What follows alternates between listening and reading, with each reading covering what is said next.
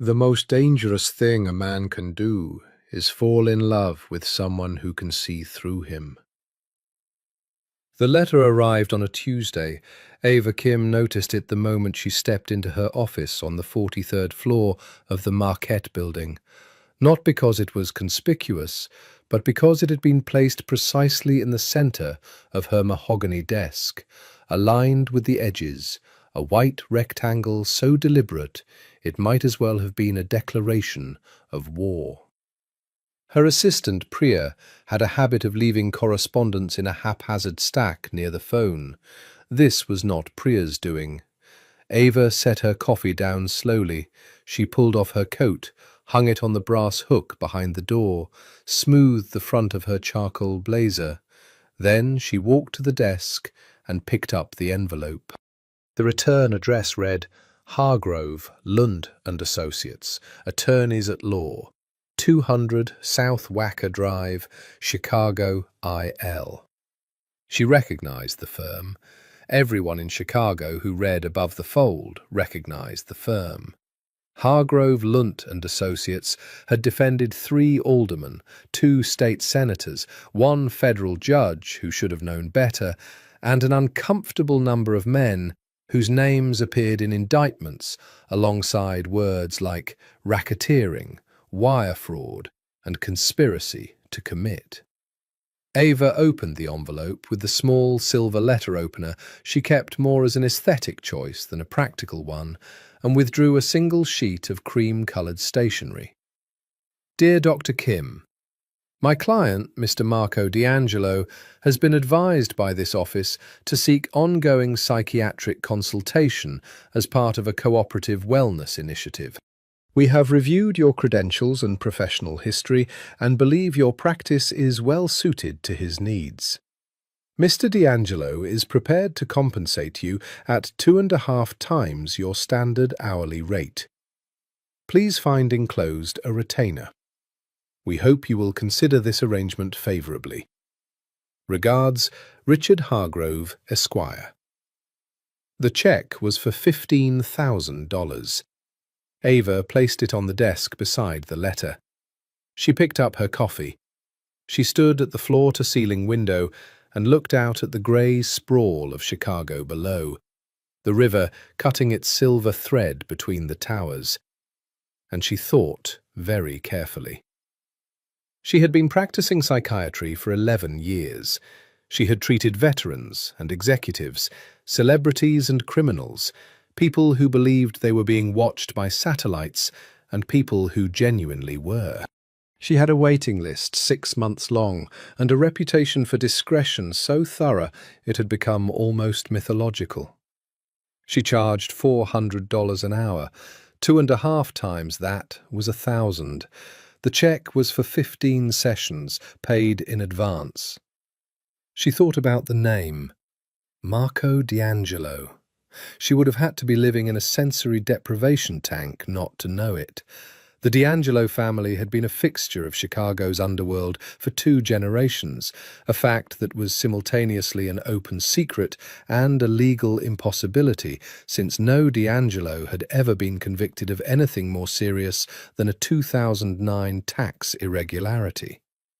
Marco D'Angelo had taken control of the family's legitimate holdings, and the whisper quotes around that word could fill an auditorium, at the age of 32, following his father Carmine's death from what the coroner called cardiac arrest and what everyone else called pragmatism.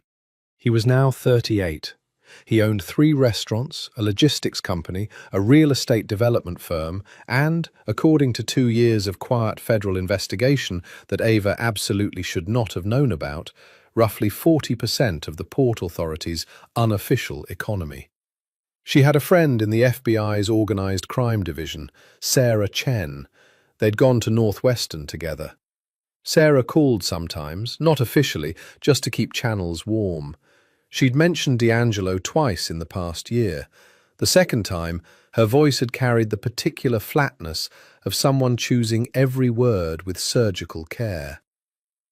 Ava turned from the window and picked up her phone. Priya, she said, when her assistant answered. Please call Richard Hargrove at Hargrove Lunt and tell him I can accommodate a new client. Initial consultation next Wednesday, 4 o'clock. She paused. And Priya, find out whatever you can about the appointment booking. I want to know if Mr. D'Angelo makes it himself or if someone makes it for him. She already knew the answer. Men like Marco D'Angelo did not make their own appointments. Men like Marco D'Angelo sent letters on cream stationery with checks for $15,000 and expected the world to rearrange itself accordingly. What interested Ava was not the money, not the power, not the mythology. What interested Ava was the lawyer's phrasing. Cooperative Wellness Initiative. That was the language of mitigation, the particular verbal choreography of legal strategy. Marco D'Angelo was going to therapy not because he wanted to, and not because he needed to. He was going because someone had told a judge he would. Ava Kim had been practicing psychiatry for 11 years. She had never once been anyone's performance. She did not intend to start. But she would take the meeting. Because, in her experience, the men who came to therapy under duress, certain they had nothing to learn and nothing to reveal, those were always the ones who cracked open like fault lines. Not in the first session, not even in the fifth, but eventually. Always eventually. She slid the check back into the envelope, set it in her drawer, and opened her calendar. Wednesday, 4 o'clock. She wrote his name in the slot with her fountain pen, in letters so small and careful they looked almost like a warning. The first call came from Sarah Chen at 9 that evening. Ava was at home. Her apartment in Lincoln Park, the one with the 2 tall ceilings and the wall of bookshelves she'd been adding to since residency, the one that smelled like sandalwood and Earl Grey, and somewhere underneath both of those, old paper. She was reading.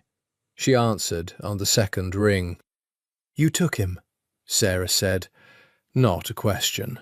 "Good evening to you too." "I'm serious, Ava." "I took a consult with a prospective client, yes."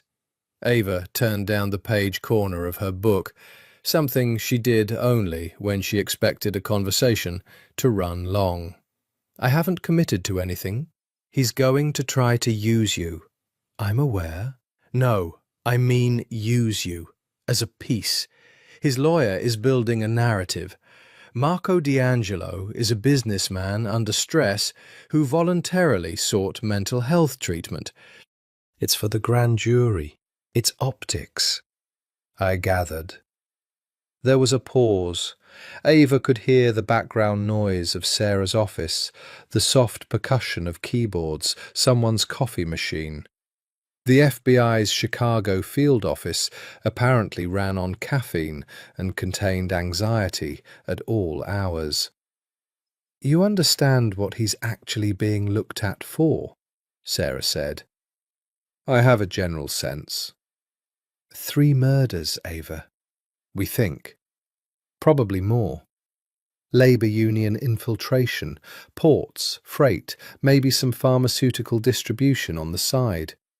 He's careful. He's very, very careful. 12 years, 3 different task forces, and we have circumstantial on maybe 15% of it. Then he's not charged with murder. Not yet. Sarah. Ava's voice was gentle but firm. The voice she used in session when a patient was catastrophizing. "He's a prospective client with a referral from his attorney. I am a licensed psychiatrist. There is nothing illegal about me meeting with him." "There's nothing illegal about putting your hand in a bear trap either. Good night, Sarah." "Ava, I'll be careful." She hung up and sat for a moment with the phone in her lap, looking at nothing in particular. The apartment was very quiet. Outside, Chicago made its perpetual noise, sirens at distance, the low moan of a train, rain beginning to tick against the windows. She picked up her book again, but she didn't read. She sat there in the lamplight, thinking about a man she hadn't met yet, a man she knew only as a name on cream stationery and a whisper in a federal agent's careful voice. And she felt something she couldn't quite name settling in her chest. Not fear. She examined it with clinical precision and ruled fear out. Something closer to attention, the sharpening of focus that preceded a difficult case. She told herself that was all it was. She was not a woman who allowed herself to be wrong about herself for long. But she would allow herself this one small miscalculation, just for now. He was early. This surprised her. In her experience, people who were sent to therapy rather than choosing it arrived late, sometimes by minutes, sometimes by weeks, sometimes by never coming at all. The lateness was a form of protest, the last assertion of autonomy against a process they resented. She had a patient once, a COO referred by his board following a workplace incident, who spent 4 sessions sitting in his car in the parking garage before finally appearing in her waiting room with the particular expression of a man being led to a firing squad. Marco D'Angelo arrived 12 minutes early. Priya buzzed back at 3:48. "Your 4 o'clock is here."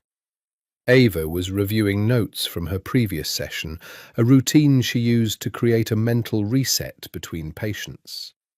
She closed the folder, straightened the single yellow legal pad on her desk, and made herself wait until precisely 4 o'clock before pressing the intercom. "Please send him in." The door opened. She had seen the photographs.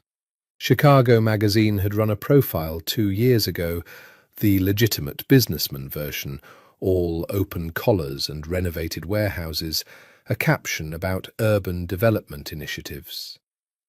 The photographs had not done what photographs rarely manage to do, which was convey physical presence. Marco D'Angelo had presence the way certain buildings had presence, the kind that made you recalibrate the space around him. He was tall, 6'2", maybe 6'3", with the particular build of a man who kept himself physically capable out of habit rather than vanity. Dark hair, cut short on the sides, longer on top, the beginning of silver at the temples. A face that would have been conventionally handsome had it not been for something in the arrangement of it, some quality of stillness that made handsome feel like entirely the wrong word. A jaw like it had been carved for a specific purpose, eyes so dark they were nearly black, and carrying in them a quality of assessment that she recognized from one other context, the way she herself looked at patients. He was wearing a charcoal suit, no tie, the top 2 buttons of his white shirt open. No pocket square, no watch she could see, no visible indication of wealth except the suit itself, which had been made for him specifically and moved with him like a second skin. He looked at her office in a single, slow sweep, taking inventory, she noted, not with curiosity, but with the habitual threat assessment of a man who checked every room he entered. Then he looked at her. "Dr. Kim," he said. His voice was low, Chicago-inflected, with something else underneath, the particular musicality of a household where Italian was spoken. "Mr. D'Angelo." She gestured to the chair across from her, the deep leather one she'd chosen deliberately because it was comfortable without being casual. "Please, sit." He sat. Not with the stiffness of someone uncomfortable in the space, and not with the performed relaxation of someone pretending to be comfortable. He sat the way he'd walked in, with complete authority over his own body, as if furniture existed for his convenience and not the other way around. Ava settled into her own chair, legal pad on her knee. "I appreciate you making time," he said. "Of course." She let a brief silence settle before she continued. "Before we begin, I want to be transparent about something. In cases where a patient is referred by legal counsel rather than arriving by personal choice, I find it helps to address that directly." She paused. "Are you here because your lawyer told you to be?" Something moved in his eyes.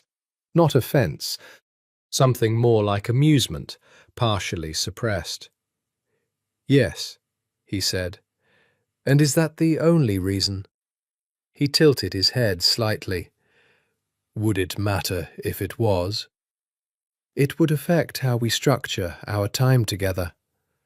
He looked at her for a long moment. The quality of his attention was unusual, focused, unhurried, the way a very intelligent man listened when he had decided the conversation was worth his actual concentration rather than his performance of concentration. Most people, in her experience, listened in order to respond. He appeared to listen in order to understand. "You want to know if I'm going to waste your time," he said. "I want to know how honest you're willing to be." He leaned back slightly. The leather chair absorbed the shift of his weight. "I'm told you're discreet. Completely. Told you're good." "I've been told the same thing." The corner of his mouth moved. "Is that confidence or arrogance?" "I find that distinction less interesting than most people do." She let her pen rest against the pad. "Mr. D'Angelo, I've been practicing for 11 years. In that time, I've treated people who came to me voluntarily and people who came to me under varying degrees of compulsion. The ones who arrive under compulsion and decide to use the time honestly are often the patients who make the most significant progress.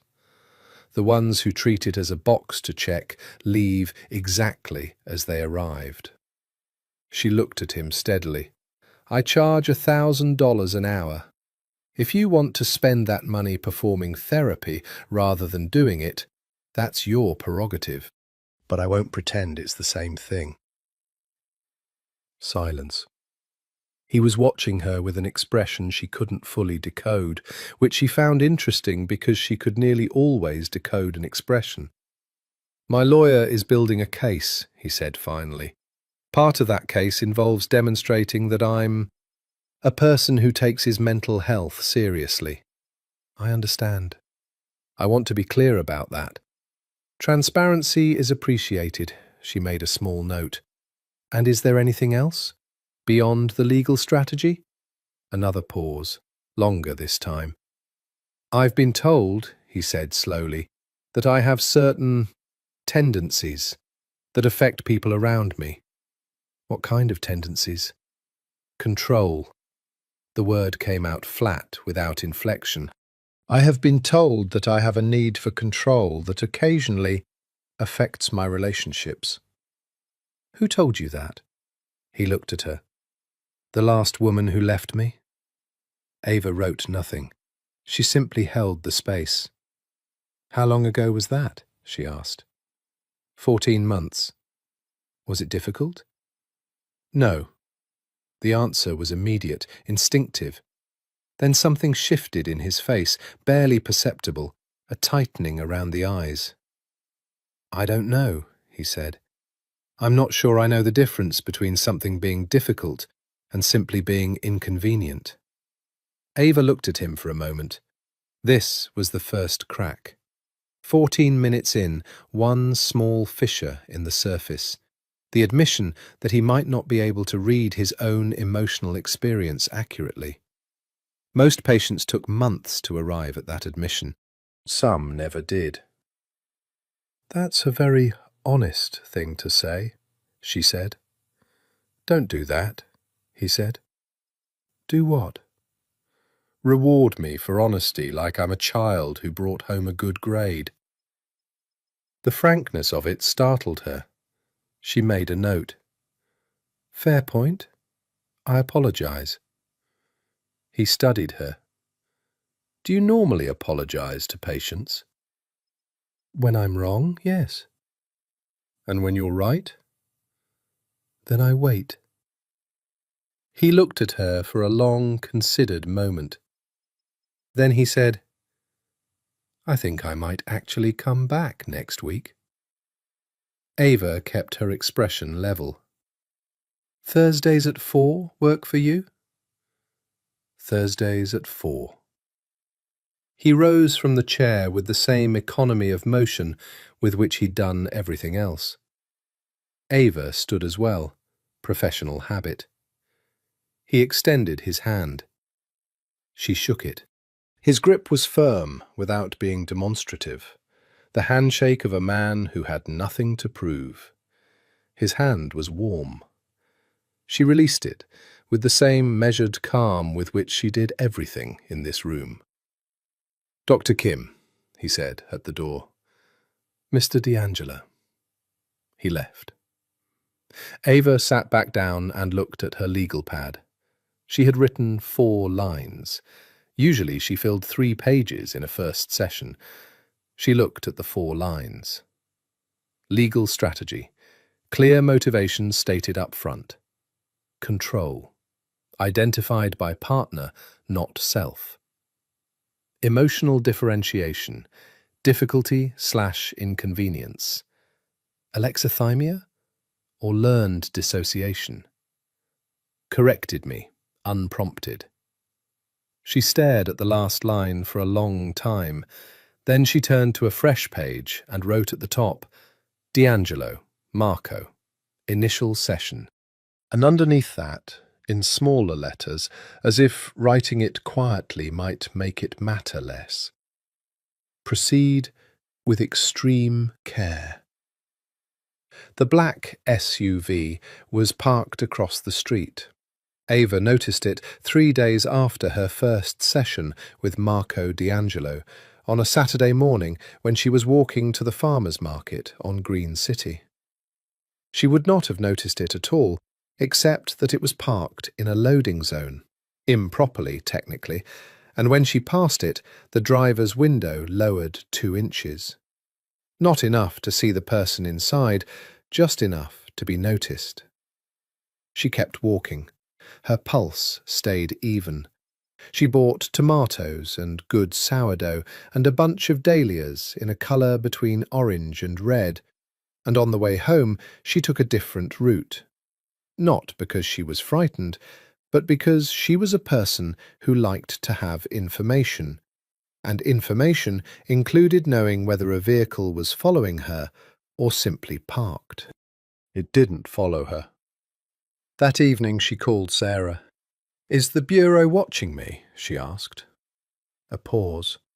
Why would you ask that? Sarah, Ava, if we were conducting any kind of surveillance, I'm not asking if you're watching D'Angelo, I'm asking if you're watching me. A longer pause. Are you seeing him? I had an initial consult.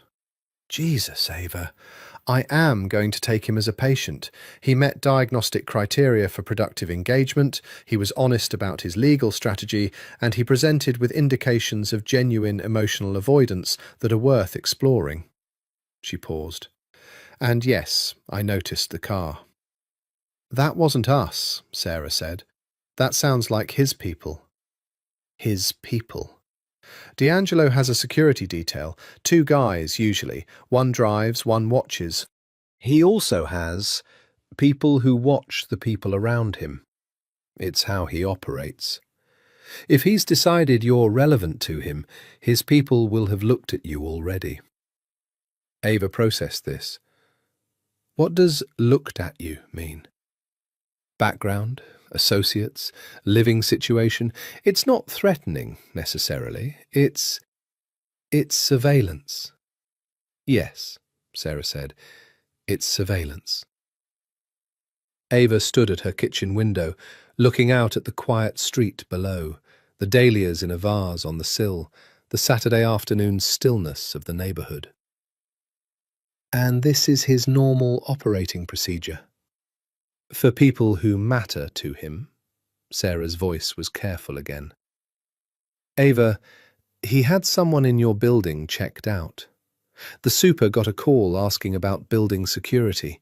This was Friday, the day after their session. Okay, Ava said. That's all you have to say. Okay. What would you like me to say? I'd like you to say you're going to refer him out. I'm not going to refer him out. Ava, he's a patient. He gets the same consideration any patient gets. If the Bureau needs me to do something different, I'll need that request in writing, through proper channels, with a judge's signature, and routed through my attorney. She picked up a dahlia from the counter, one that hadn't made it into the vase, and turned it in her fingers. Was there anything else? You're going to be careful, Sarah said. It wasn't a question. I'm always careful. Not like this. Ava looked at the flower, deep orange, red at the centre. Good night, Sarah.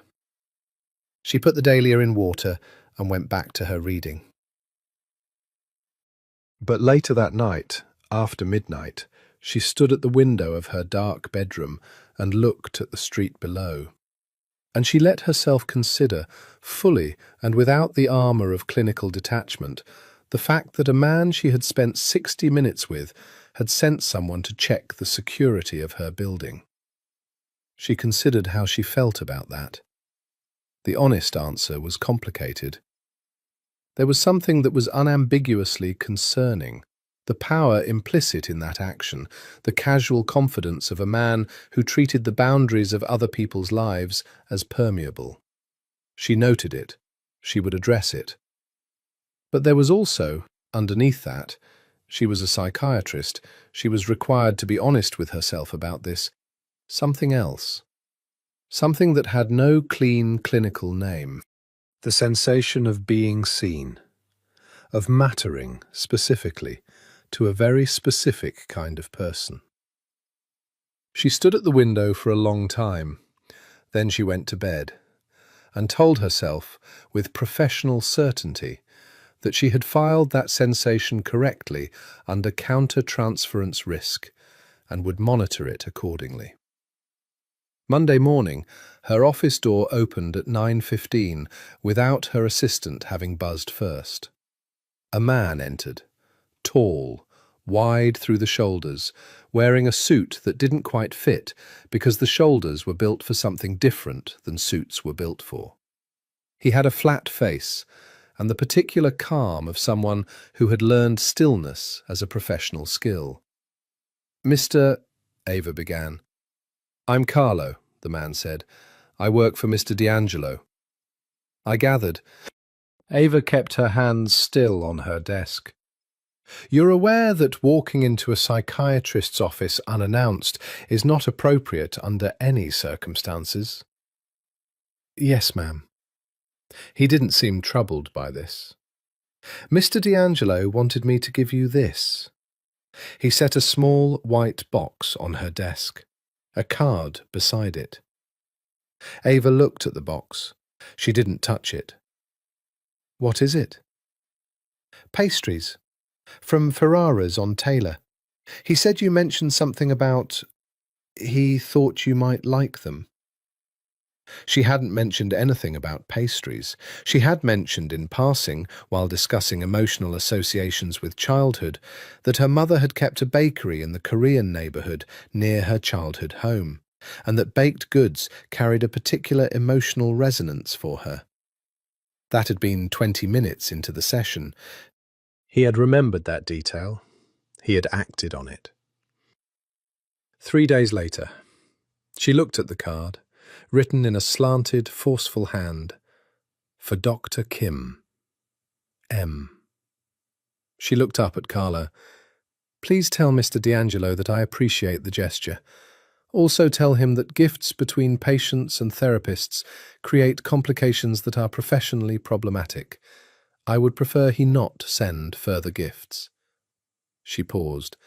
"And tell him that his staff is welcome to make appointments with my assistant, not to walk in unannounced." Carlo absorbed this without visible reaction. "I'll tell him." "Thank you. Please see yourself out." He did. Ava sat very still for a moment after the door closed. Then, because she was alone, because no one would see, she opened the box. Sfogliatelle, golden and flaky, the kind that required a specific Neapolitan technique that only 3 places in Chicago did correctly. They smelled extraordinary. She ate one, and made a note in his file. Paying attention. Acts on detail. Boundary test, passive. Addressed directly. Will watch for escalation. Underneath, after a moment's consideration, she added, Sfogliatelle. Excellent. She did not share that detail with anyone. The second session ran differently from the first. He arrived at exactly 4 o'clock this time, not early, precisely on time, as if he'd stood somewhere nearby and waited for the exact moment. He wore navy this time, a different suit, the same absence of a tie, the same deliberate openness at the collar. Ava had debated with herself about the pastries for 3 days. She had decided not to raise them at the start, to see if he raised them. He didn't. He sat down, settled into the leather chair, and looked at her with that quality of contained attention that she was beginning to recognize as his baseline. Not warmth, exactly, but intensity. Interest. The specific interest of a man who was accustomed to understanding everything in his environment and had encountered something he didn't. "Before we begin," Ava said, "I want to address the gift." He didn't look surprised. He had known it would come up. "I offended you," he said. "You didn't offend me. You created a complication." She kept her voice level. "Gifts from patients to therapists introduce elements of transaction into a relationship that works precisely because it isn't transactional. If you send me things, it affects the dynamic in here." He was quiet for a moment. "I was told you mentioned your mother's bakery." "You were told," she said. "By whom?" He looked at her. The look said, "You know the answer to that." "You had someone pull a transcript of our session," she said. "I had someone pull my own notes. I take notes after significant conversations." This stopped her. "You take notes." "I have for years. I have a poor memory for detail when I'm engaged." A small pause on the word, as if it had cost him something. "I go back and review what was said, what I noticed, what I might have missed." Ava looked at him with genuine interest that she kept carefully off her face. "That's a very unusual habit." "It's sufficient. It's also, in a different context, what therapists do. We take notes to capture what we might otherwise process too quickly." He was quiet again. She waited. "What does that mean?" he asked finally. "It means you're more introspective than you've allowed yourself to think." She watched the subtle change in his expression. "You said last week you had difficulty distinguishing difficulty from inconvenience. But the fact that you review your own conversations suggests that on some level you do register emotional significance. You're just cataloguing it separately from your conscious experience." "I don't know what that means." "It means you feel things, Mr. D'Angelo. You feel them, and then you put them in a folder and close it. And you look at the folder later, when you can approach it like a problem to be solved, rather than an experience to be had." The silence this time had a different quality. She had landed somewhere real. "Tell me about your father," she said. The change in him was subtle, a slight shift in how he held himself, a tightening that was not quite stiffness, but belonged to the same family. "Why?" "You took control of the family business after his death. You were 32. "Yes." "Were you ready?" "I was prepared." "Those aren't the same thing." He looked at her for a long moment. "No," he said, "they're not." "Were you close with him?" "He was thorough," Marco said finally. "He believed in comprehensiveness, in preparing for outcomes. He taught me that sentiment was a vulnerability." "And do you believe that?" "I believed it for a long time." "What changed?" "The woman I mentioned, the one who left." He picked up a non-existent piece of lint from his knee, a gesture she filed carefully, the only fidget she'd seen him make. She said I treated people like assets to be protected, rather than people to be known. He set his jaw. She wasn't wrong. She was leaving, and she still wasn't wrong, and I knew she wasn't wrong, and I couldn't do anything about it. Why not? Because I didn't know how. The words came out quiet, not soft. He didn't have a soft register, but quieter than his usual voice, the way a sound becomes different when it comes from a deeper place. "I have run extremely complex operations. I have managed significant interests. I have handled situations that required a particular kind of decisiveness." He looked at his hands briefly. "I cannot tell you what I actually want from another person without it feeling like a security risk." Ava was very still. She let the words sit in the room. "Why a security risk?" she asked gently. "Because wanting something means it can be taken." She wrote nothing. She just looked at him. "Who taught you that?" His jaw moved. "Carmine De Angelo, his father, said with the detachment of a man referring to a business school case study. But underneath that detachment, she could hear it, the way you could hear a river beneath ice if you pressed your ear to the surface, something raw and unresolved. "How did your father express affection?" she asked. Marco looked at her with an expression she could only call discomfort. Not the performed discomfort of a man being dramatic, the genuine discomfort of someone whose foot has found a step that isn't there. "He ensured that I had what I needed." That's not affection, that's provision. In his world, they were the same thing. "And in your world?" He looked at her for a long time. "I don't know," he said finally. "That might be what I'm here to find out." Ava made a note, a real note this time, filling half the page. When he left at 5 o'clock, he paused at the door as he had done the week before. "The pastries," he said. "You ate one." She looked at him. "I did." "Were they good?" "They were exceptional."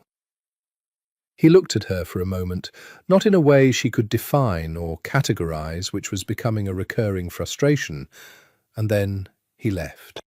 Ava stood at the window after he was gone, watching without seeing, her pen loose in her hand. She thought about the note she'd made on his file after the first session. "Proceed with extreme care." She underlined it. Sarah Chen arrived at Ava's office on a Thursday, not a session day, a Thursday 2 weeks into treatment, without an appointment, but with what she called professional courtesy, which was the FBI's phrase for, "We are going to have this conversation whether you like it or not."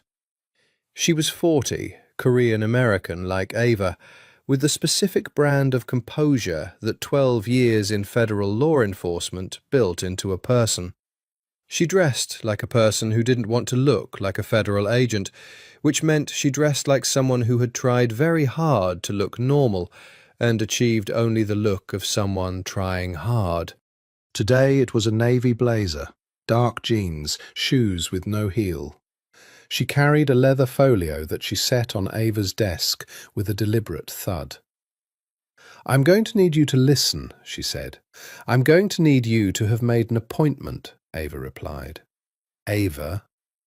I'm a psychiatrist, Sarah.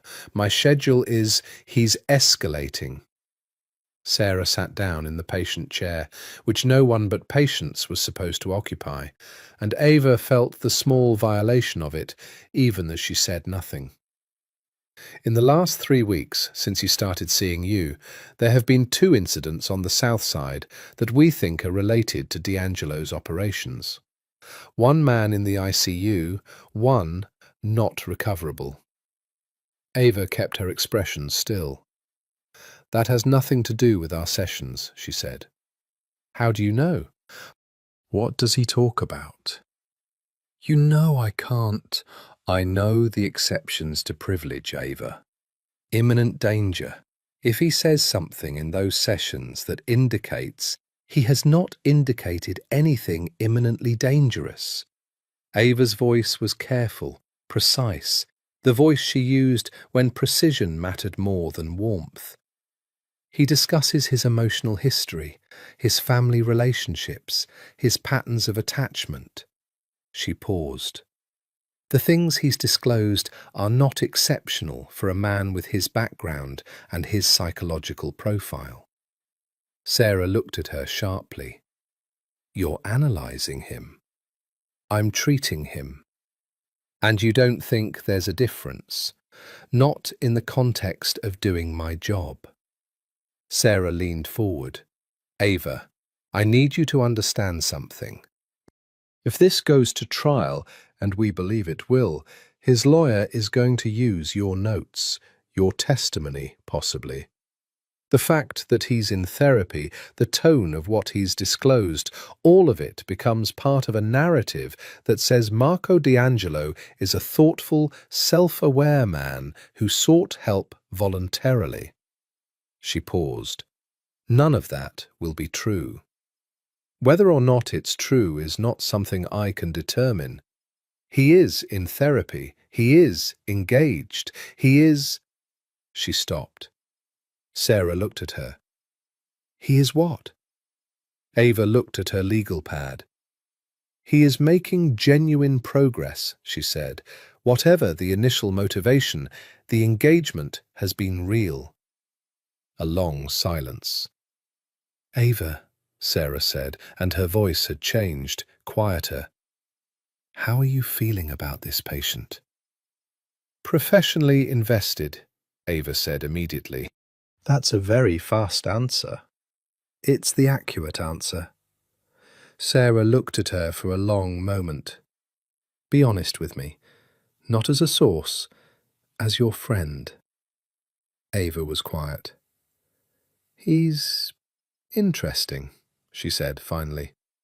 "He's the most controlled person I've treated in 11 years, and underneath that control there are depths. Things he doesn't have language for because he was never given language for them. That's interesting to me clinically." She held Sarah's gaze. "That is the full extent of it." Sarah didn't look entirely convinced, but she nodded. She stood, retrieved her folio. "I'm going to tell you something officially," she said, "so you can tell your attorney I told you. The Bureau is watching D'Angelo, not incidentally, actively. If you have contact with him outside of formal sessions, in any context, if he takes you to dinner, calls your cell phone, sends his driver to pick you up, any of it, I need you to tell me. That's not going to happen. If it does, it won't. Sarah looked at her one more time at the door, the look of someone who has said what needed to be said and has not been believed, but has run out of arguments. "He's charming, Ava," she said. "People like that, they make you feel like you're the only one who really sees them. It's not an accident." Ava said nothing. "It's a skill," Sarah finished. She left. Ava sat alone in her office for a long time after that.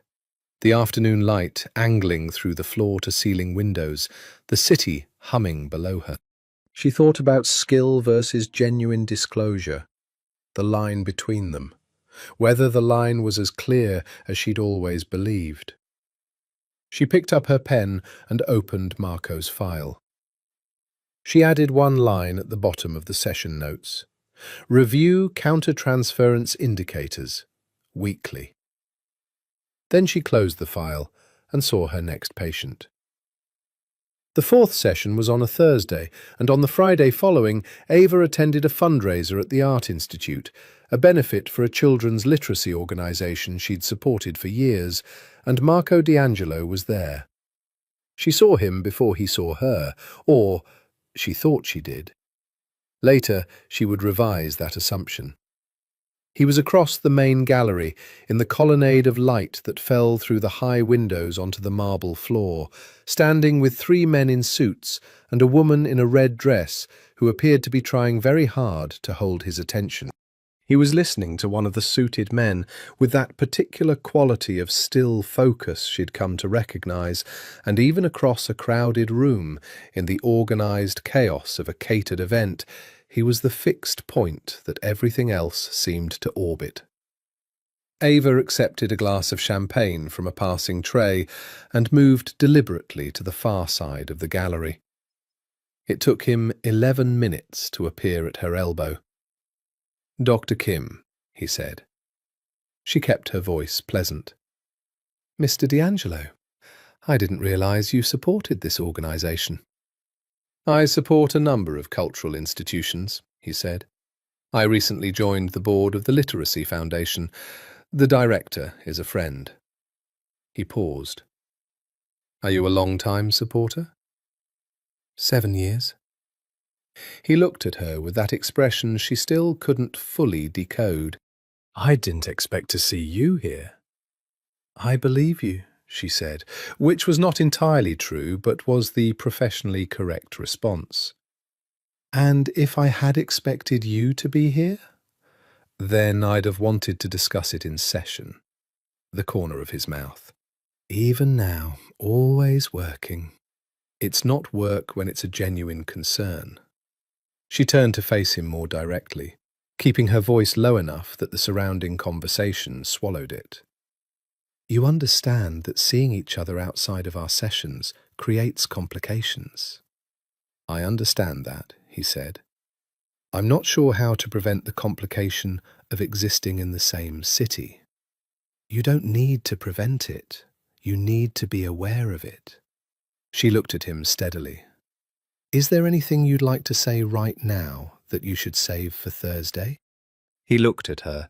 Something moved across his face, something that in a different man she might have called vulnerability, and she refused to call it that because she was in a gallery full of people and she had no clinical support here, no notes, no professional framework.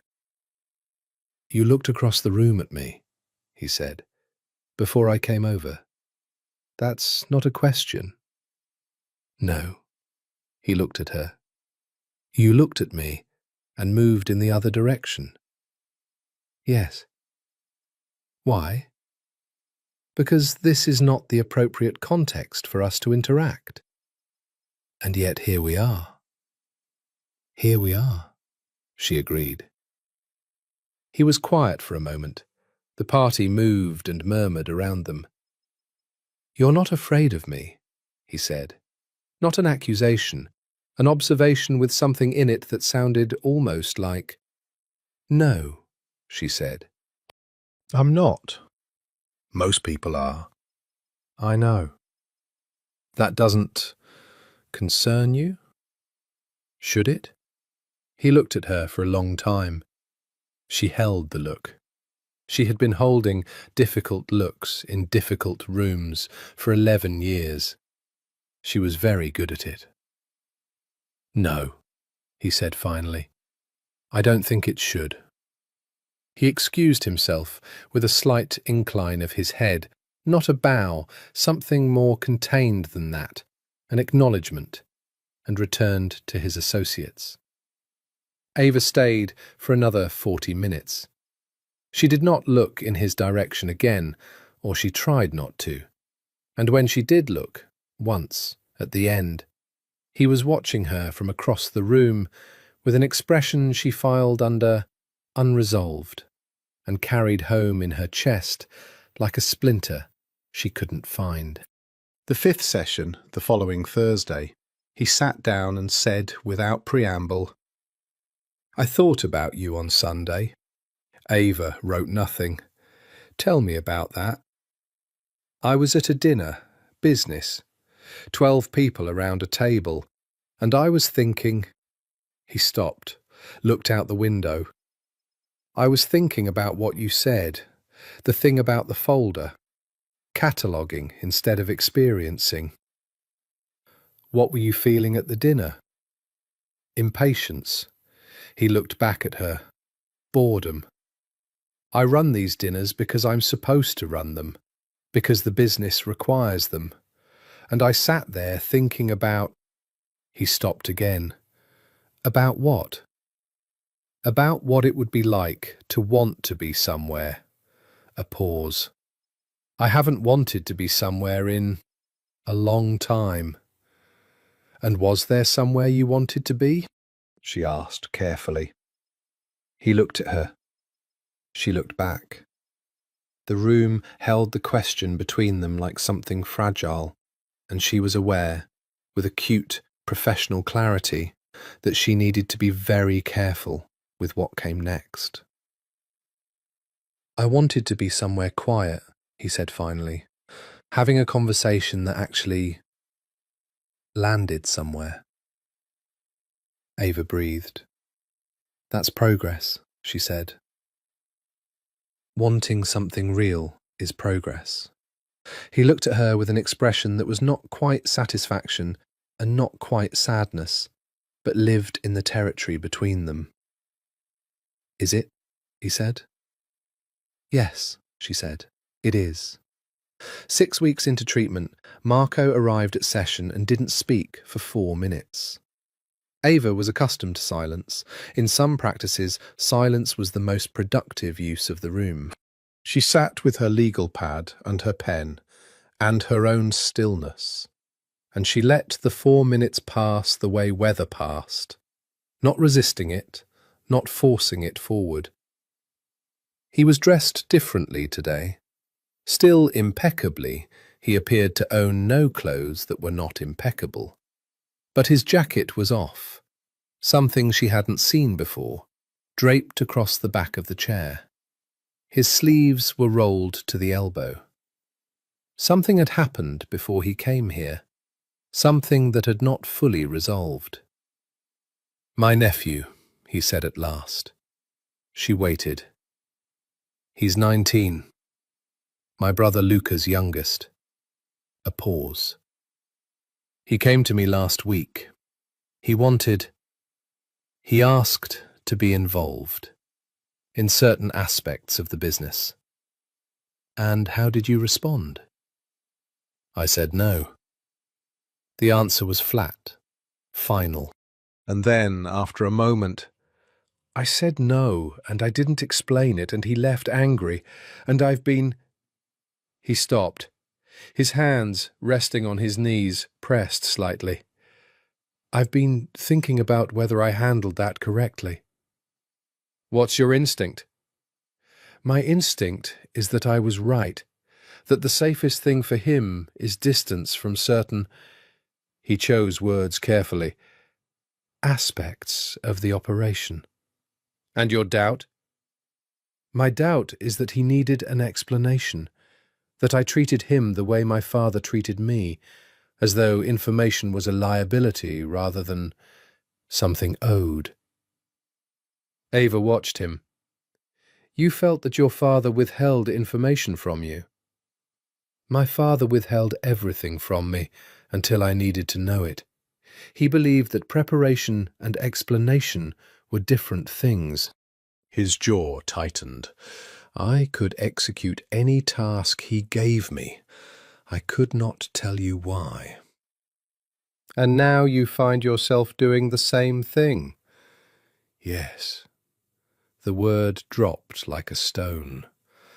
I recognized it at the moment it was happening, and I still did it. And I don't... A pause. I don't know how to stop doing things I can see are wrong while I'm doing them. This was significant. She chose her words carefully. That recognition, in the moment, is actually more advanced than it sounds. Most people don't see the pattern until it's over. You're seeing it in real time. The gap between seeing and changing is the work we're doing. He looked at her, something in his eyes that she was slowly learning to read, a quality of openness that appeared only briefly and only when something had struck somewhere true. Tell me about a moment when someone explained something to you, she said. Not a business lesson, a personal one. Something your father explained, or your mother, or anyone. He was quiet for a long time. My mother, he said. When I was 9, I think. I was angry about something. I don't remember what. I broke something in the kitchen, a plate. Not on purpose, but I didn't move quickly enough to stop it, and it broke. He looked at his hands.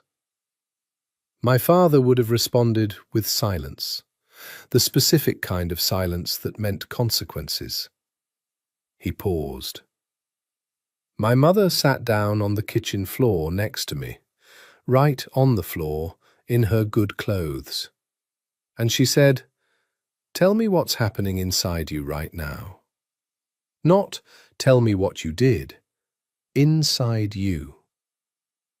Ava was very still. What did you say? I said I didn't know. His voice had changed, become quieter, reaching for something in a different register. And she said, that's okay. We don't always have words for it at first, but we stay with it until we do. What happened to her? Ava asked softly. She died. I was 11. He said it without performance. Ovarian cancer. She was 44. I'm sorry. It was a long time ago. Grief doesn't have an expiration date, Ava said. He looked at her. She watched something shift in him, the tightening around his eyes that she was learning to read as emotion held at arm's length. You sound like her, he said, when you say things like that. Ava absorbed this, filed it. I think, she said carefully, that what you've just done, sitting on the floor, in the kitchen, after she died, what you did was close the door on that way of being with yourself, because the person who taught you it was gone. He didn't answer. And I think, she continued, that you've been carrying 11 years of 9-year-old grief and 46 years of everything after, and you've been carrying it in folders, cataloguing it, because your father taught you that was the only safe way, and your mother, who taught you the other way, was no longer there to remind you. The silence was very long. When he finally spoke, his voice was low. I don't know how to... I don't know where to put that. You don't have to put it anywhere right now, she said. It can just be here.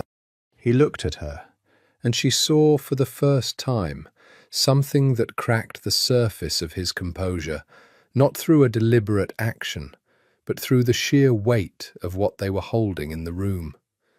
His eyes were bright. He held it. He held it with the same control with which he held everything. But she saw it, and it changed something. Not between them, she would not call it that, would not name it with that word, but inside her understanding of him.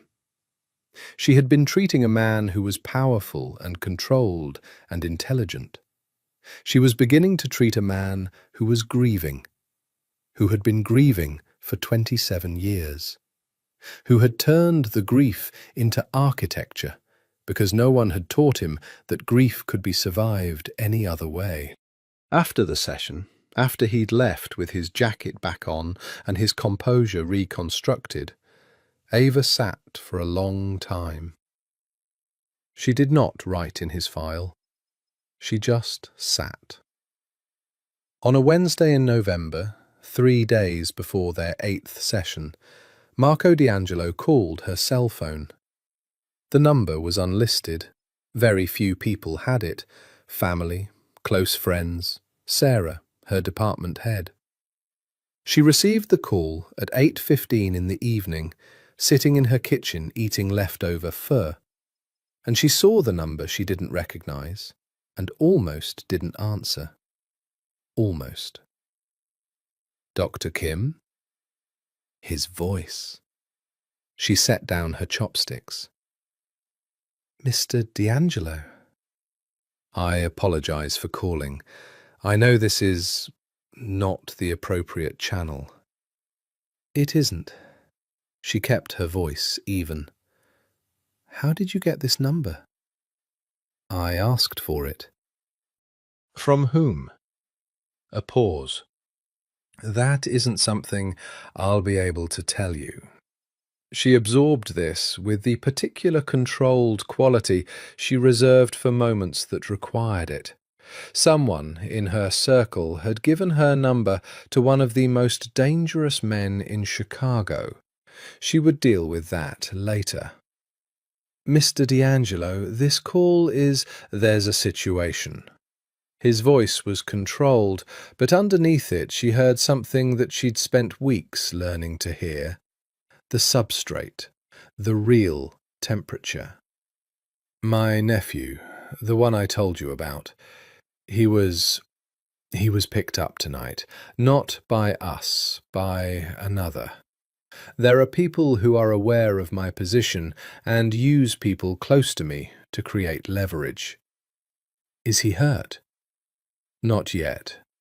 A pause. Dr. Kim, I'm calling because I don't have anyone to tell this to. That is a sentence I never expected to be in the position of saying. He stopped. I'm sorry, this was inappropriate.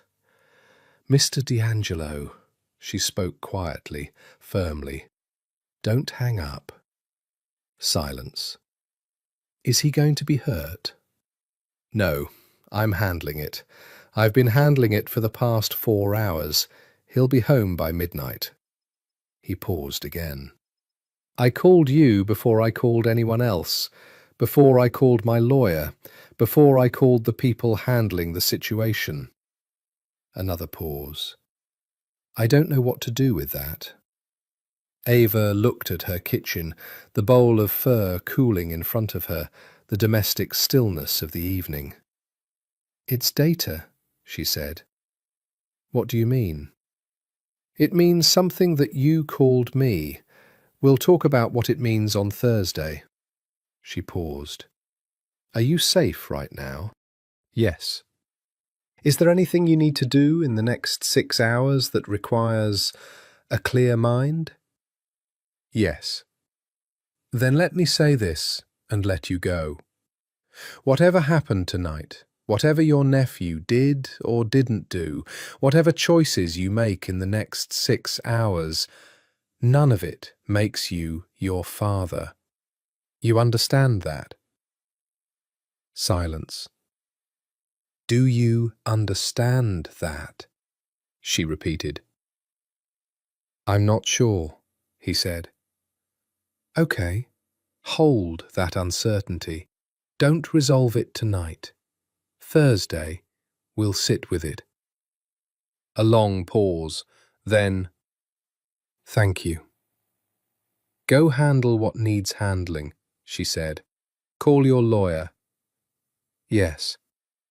And Mr. D'Angelo, don't call this number again. He was quiet for a moment. I know, he said. He hung up.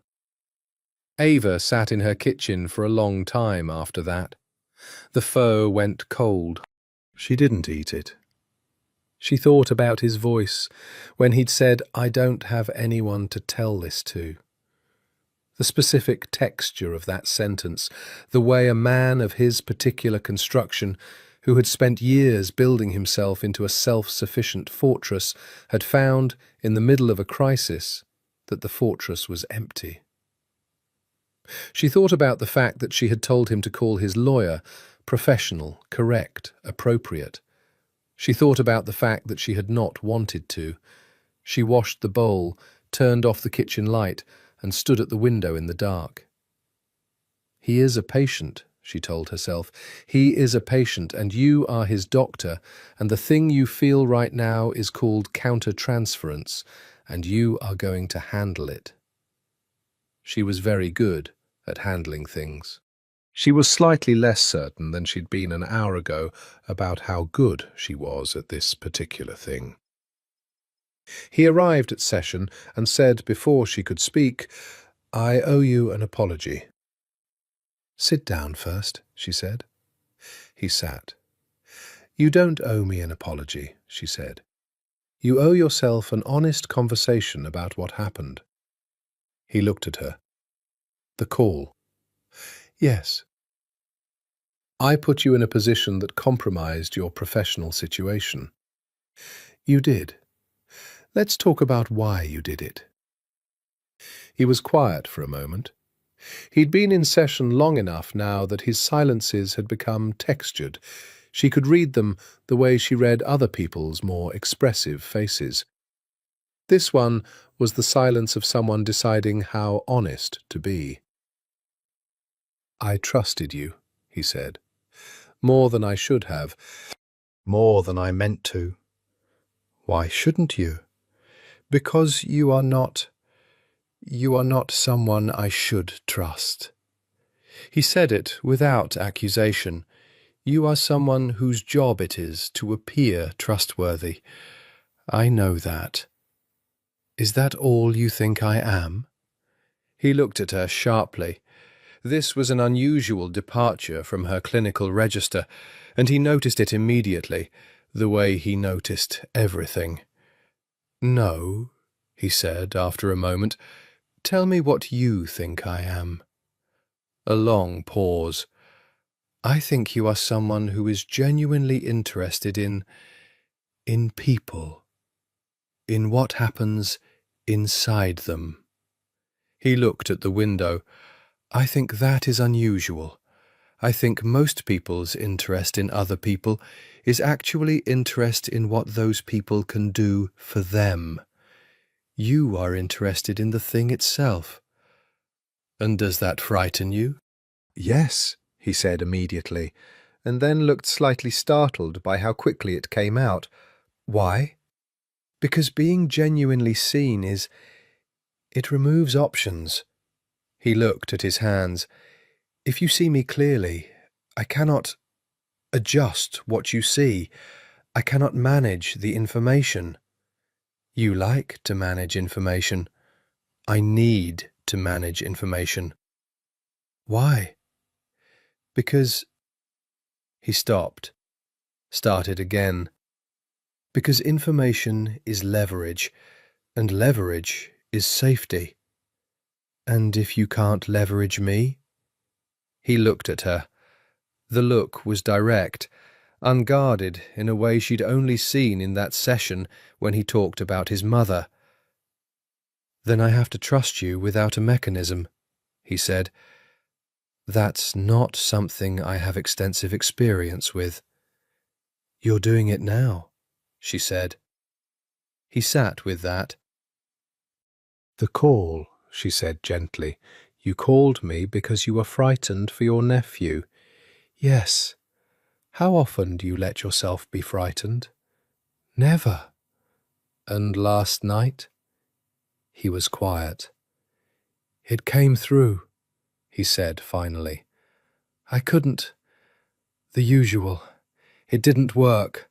I was frightened, and I knew I was frightened, and I couldn't put it in the folder because the folder was full of everything else, and I—" He stopped. "I needed to tell someone." "Yes," she said, "you did. That's a vulnerability. It's also what it means to be human." He looked at her for a long moment. The light in the room was the particular afternoon light of November in Chicago, low and grey and intimate. She was aware of the quality of the quiet between them, different from earlier sessions, not the quiet of two people being careful with each other, but the quiet of two people who had moved past the first layer of carefulness into something more honest and more dangerous. "I want to ask you something," he said. "And I want you to answer as a person, not as my doctor." She was careful. "That's a complicated request." "I know." "I'll hear the question," she said. "Do you ever—" He stopped, looked at his hands. "Do you find it— Do the people you treat ever— Do they become real to you?" Ava was quiet for a moment. "Yes," she said. "They do." "Is that professional?" "It's human," she said. "And human is what the work requires." He looked at her. "That's a very careful answer." "I gave you a careful answer because the careful answer is honest." She held his gaze steadily. "My patients become real to me. Some of them become— I care about what happens to them." A pause. "That's appropriate within certain boundaries." "And outside those boundaries?" "We stay inside them," she said quietly. He looked at her for a long time. "That must be difficult," he said. "Yes," she said. "Sometimes it is." The admission sat in the room between them like something lit. She moved them on. She had to. She was a professional, and the session was not over, and there was more work to do. But the admission sat there, long after the session ended, long after he had gone. Sarah called at 7 in the morning on a Saturday. "I need to see you," she said. "Not on the phone." They met at a coffee shop in Wicker Park, the kind of place that was anonymous by design. Exposed brick, deliberately bad lighting, a playlist constructed to make eavesdropping unlikely. Ava ordered a black coffee. Sarah ordered nothing and didn't take off her coat. She slid a manila folder across the table. "Don't open that here," she said. "Take it home. Look at it." A pause. "It's the summary of the D'Angelo investigation. Not classified, not technically restricted. This level can be accessed under FOIA in about 18 months. I'm showing it to you now because I think you need to see it before then." Ava put her hand on the folder but didn't open it. "What's in it?" she said. Sarah looked out the window. 3 killings, directly ordered, evidence circumstantial but compelling. Labour infiltration at O'Hare. Ghost payroll at the port. We're talking 40% of the labour force, Ava, for the last 6 years. Pharmaceutical diversion. Not fentanyl, but painkillers, redirected from a licensed distributor through a shell the D'Angelos have owned since 2017. She looked back at Ava. And this is the new part. He's been identified as a target by the Bratva, the Russian outfit. They want the port operation. Is he in danger? He's always in danger. Right now, specific danger. Sarah's voice was flat. And if you are seen with him outside a professional context, in any capacity, you become a target too. By them and by us. Officially, at that point. Understand? I'm not seen with him outside a professional context. You need to make sure that stays true. Sarah leaned forward. Ava, I am trying to protect you. You are one of the 3 people in my life I actually... She stopped. Reset. Just look at the folder. Read the summary. And tell me you still think he's just a patient you're professionally invested in. Ava picked up her coffee. I've always known what he is. Knowing abstractly and knowing concretely are different things. Sarah tapped the folder. There are photographs of the aftermath. Ava took the folder.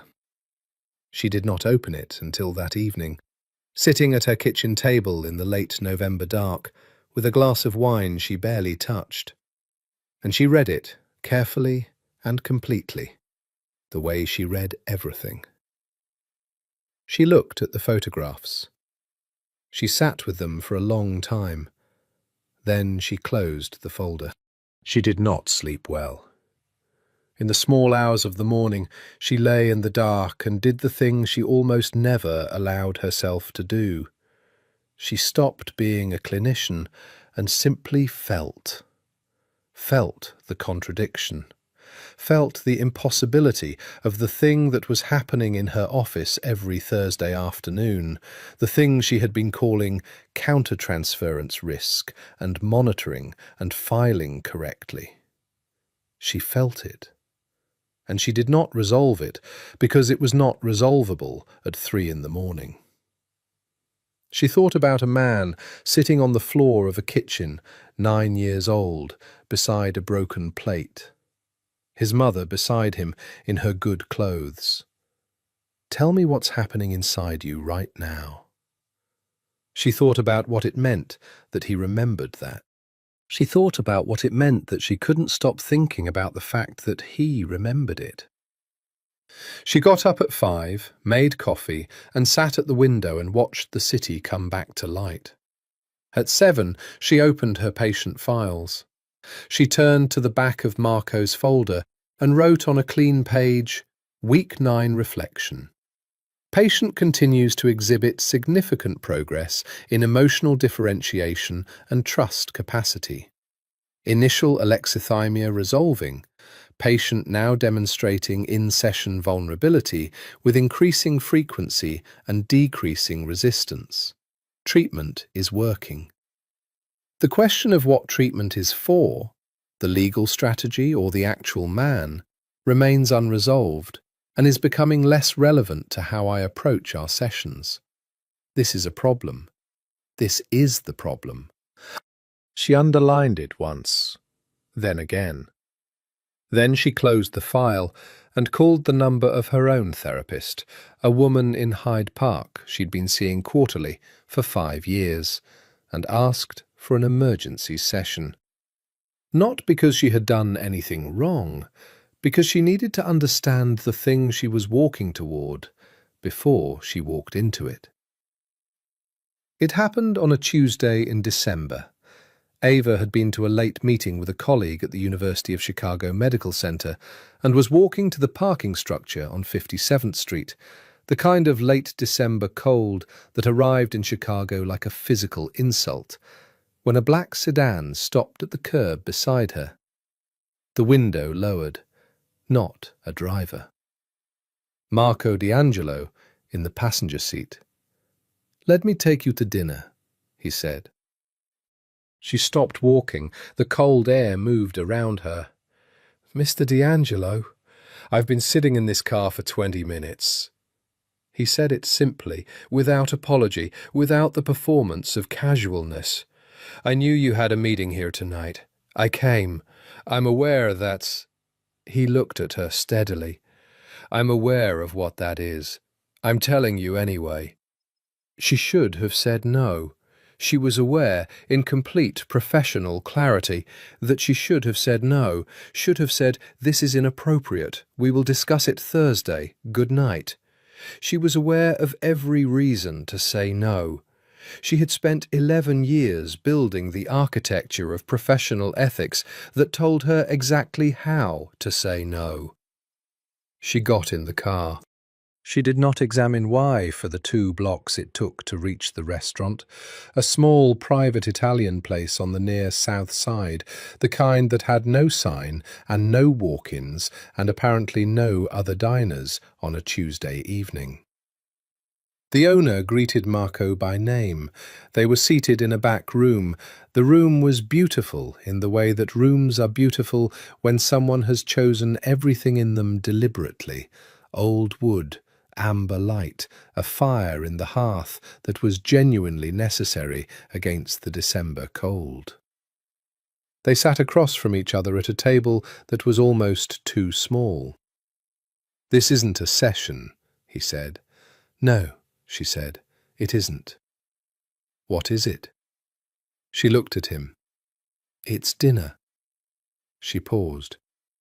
"With all the complications that implies." He looked at her, and something moved in his face, something she recognized because she'd seen it in session, that quality of contained emotion, held in check not by absence of feeling, but by the habit of restraint. "I'll take the complications," he said. They talked. Not about therapy, not about his history or his father or his grief. They talked like 2 people at a dinner. About Chicago, about the architecture of the South Side, about a documentary she'd seen the previous week on urban ecology. He had opinions. They were specific, slightly contrary, and interesting. He pushed back on 2 of her positions with an intelligence that surprised her and, she admitted to herself quietly, delighted her. He ordered for both of them without asking, which might have annoyed her, and instead, she noted this with the clinical corner of her mind that never fully went offline, didn't bother her in the slightest. He'd remembered from a sentence she'd said in session 8 weeks ago that she didn't eat shellfish. He'd remembered it, incorporated it, ordered accordingly, without comment. The food was extraordinary. After the main course, they were quiet for a moment, and he looked at her across the table with that particular look, direct, unguarded, the one she'd been seeing more often, and said, "You're not afraid of me. You've said that before. I keep finding it remarkable. Why?" He was quiet. "Because the last person who wasn't afraid of me was my mother." He said it without drama, without the performance of confession, just a fact, handed across the table like something that had been held too long. Ava looked at him steadily. "That's a very significant thing to say." "I know." He picked up his glass. "We're not in session." "No, we're not." "Then I can say significant things without them going in a file." "They go somewhere," she said. "Everything does." He looked at her, candlelight on his face, the shadow and the warmth of it, the particular quality of his eyes in low light. She was aware of the table between them, its specific inadequacy as a boundary. "Why did you get in the car?" he asked. She considered lying. She was a person who was very good at restraint, and lying was one form of restraint, and she considered it. I don't know, she said. That's the honest answer. I'll take that too, he said. She looked at him for a long moment. What are we doing? Having dinner. Marco, his given name. She heard herself say it, and something shifted subtly between them. He looked at her when she used his name. The quality of his attention intensified. Ava, he said. Neither of them said anything else for a moment. I need you to understand something, she said finally. Whatever this is, whatever's happening, there are things I cannot do. Not because I don't— She stopped, started again. There are ethical obligations that I will not set aside. I have a responsibility to you as a patient that exists regardless of— I know, he said. Do you? Yes. He held her gaze. I'm not asking you to set them aside. A pause. I'm asking for dinner. She looked at him across the small table in the amber light, with the fire making the room warm against the December cold. Okay, she said. They had dessert. A panna cotta, fresh figs, a small glass of passito. They talked about books. He read, which surprised her, and then, upon reflection, didn't. He had an unexpectedly precise memory for passages he'd read and hadn't understood. He read for understanding, the way she did, working at things until they opened. He drove her to her building. His driver pulled to the curb, and Marco got out, walked her to the lobby door, not in the ornate manner of performance, but simply there, present. Thursday, she said. Thursday, he agreed. She went inside. She did not look back. She was very aware of not looking back. Thursday came with the specific weight of inevitability. He sat down, and she sat down, and for a moment neither of them spoke. The session had been preceded by something. Tuesday had changed the gravity of the room. She could feel it. He could feel it. They were two intelligent people who did not pretend not to notice things. We should talk about Tuesday, she said. Yes. He settled into the chair. I'm sorry. Don't apologize. Assess. This was a clinical intervention she used when apology was a deflection. What happened from your perspective? I put you in a professionally compromised position. And from your perspective, the internal perspective, what happened? He looked at her directly. I wanted to see you, outside of here. I acted on it. He paused. I'm not sorry for wanting it. I'm sorry for the complication it creates for you. Those are two different things, she observed. Yes. The want. When did that become clear to you? He was quiet for a moment. Second session, he said. When you apologized. When you were wrong about something and you just acknowledged it and moved on. You didn't hedge. You didn't perform. He looked at his hands. I've spent my life surrounded by people who can't be wrong, can't be seen to be wrong. And you sat there and said, fair point, I apologize, and went on with the session. He looked up. I didn't know what to do with that. Ava kept her expression clinical. It required effort. And the dinner? The dinner was— He looked away.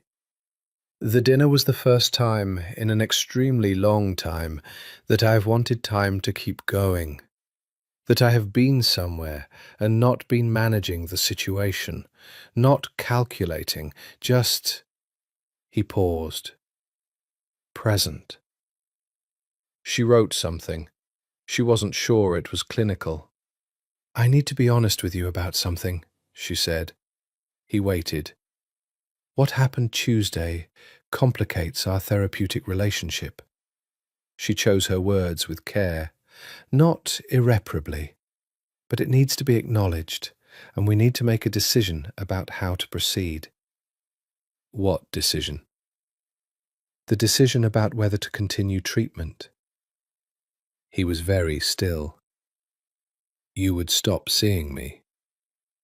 If we cannot maintain the appropriate framework, then for your benefit and for mine, yes. I would refer you to a colleague.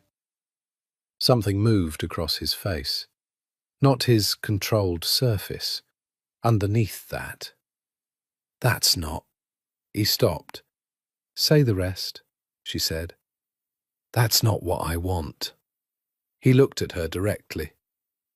I'm aware that what I want isn't the determining factor. I'm saying it anyway. What do you want? I want to continue treatment. He held her gaze. I want to continue dinner. I understand that those two things cannot coexist in any straightforward way. He paused. I am willing to be patient. Marco? She used his name deliberately as a marker of the register she was choosing. I cannot see you socially while you are my patient. That's not a preference, it's not a scruple, it's a structural requirement of the therapeutic relationship. If I compromise that, I compromise everything we've done in this room. I know. Do you understand why? Because you need to be outside the dynamic. Because if you're part of my life, you can't also be the person who sees me clearly from outside it. He said it precisely, the way he'd articulated his emotional patterns, with the intelligence of a man who had listened carefully and thought carefully about what he'd heard. I understand the structure. I understand why it has to hold. Yes, she said. A long silence. Then we continue treatment, he said. And I stop. I stop doing things I shouldn't do. Yes. I'll be honest. I'm not sure I can stop. He paused. I can stop the behaviour. The underlying thing is not something I can turn off. She looked at him steadily. I know, she said. That's not what I'm asking. He looked at her.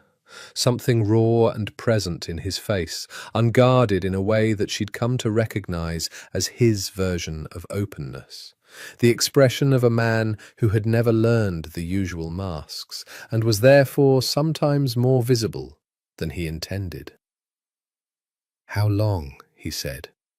Not a question, exactly. More like a measurement.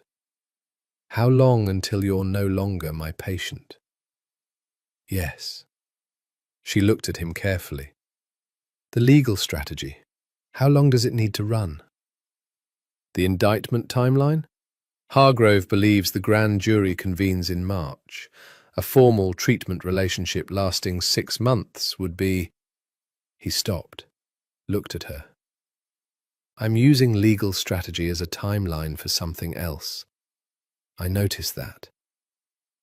That's significant, she said. Yes.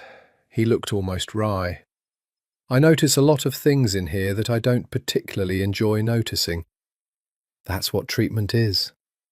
Yes. He was quiet. 6 months, he said. February, March.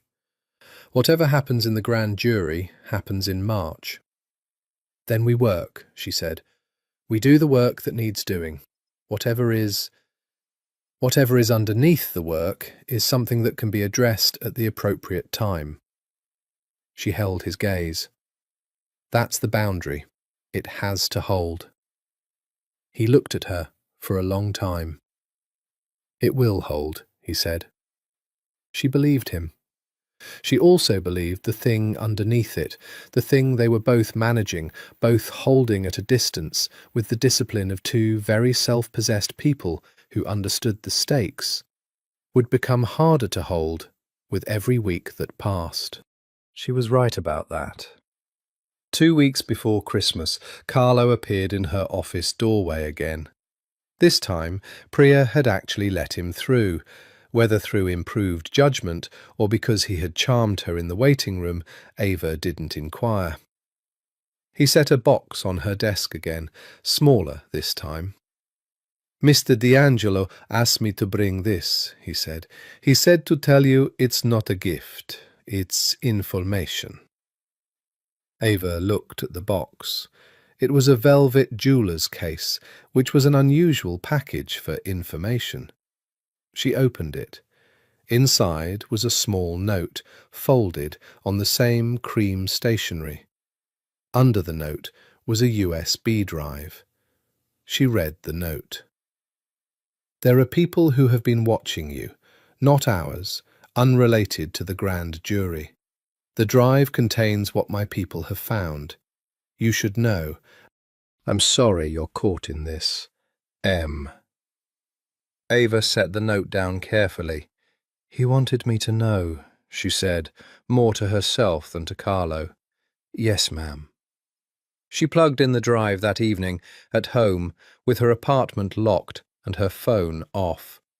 The drive contained surveillance photographs of her walking to work, leaving the building, at the farmer's market, 4 different days over 6 weeks. The photographs were taken from positions she had to look for, and she was good at noticing things, and she hadn't noticed. There was a second folder on the drive, a name and a brief dossier. Alexei Volkov, Chicago representative, Bratva affiliate. Sarah had mentioned the Bratva. She'd mentioned they were targeting D'Angelo. They were using her to get to him. She sat for a long time in her quiet apartment, in the winter dark, with the USB drive on the table in front of her, and the particular quality of stillness that arrived when everything changed. She called Sarah. "You knew," Ava said, when Sarah answered.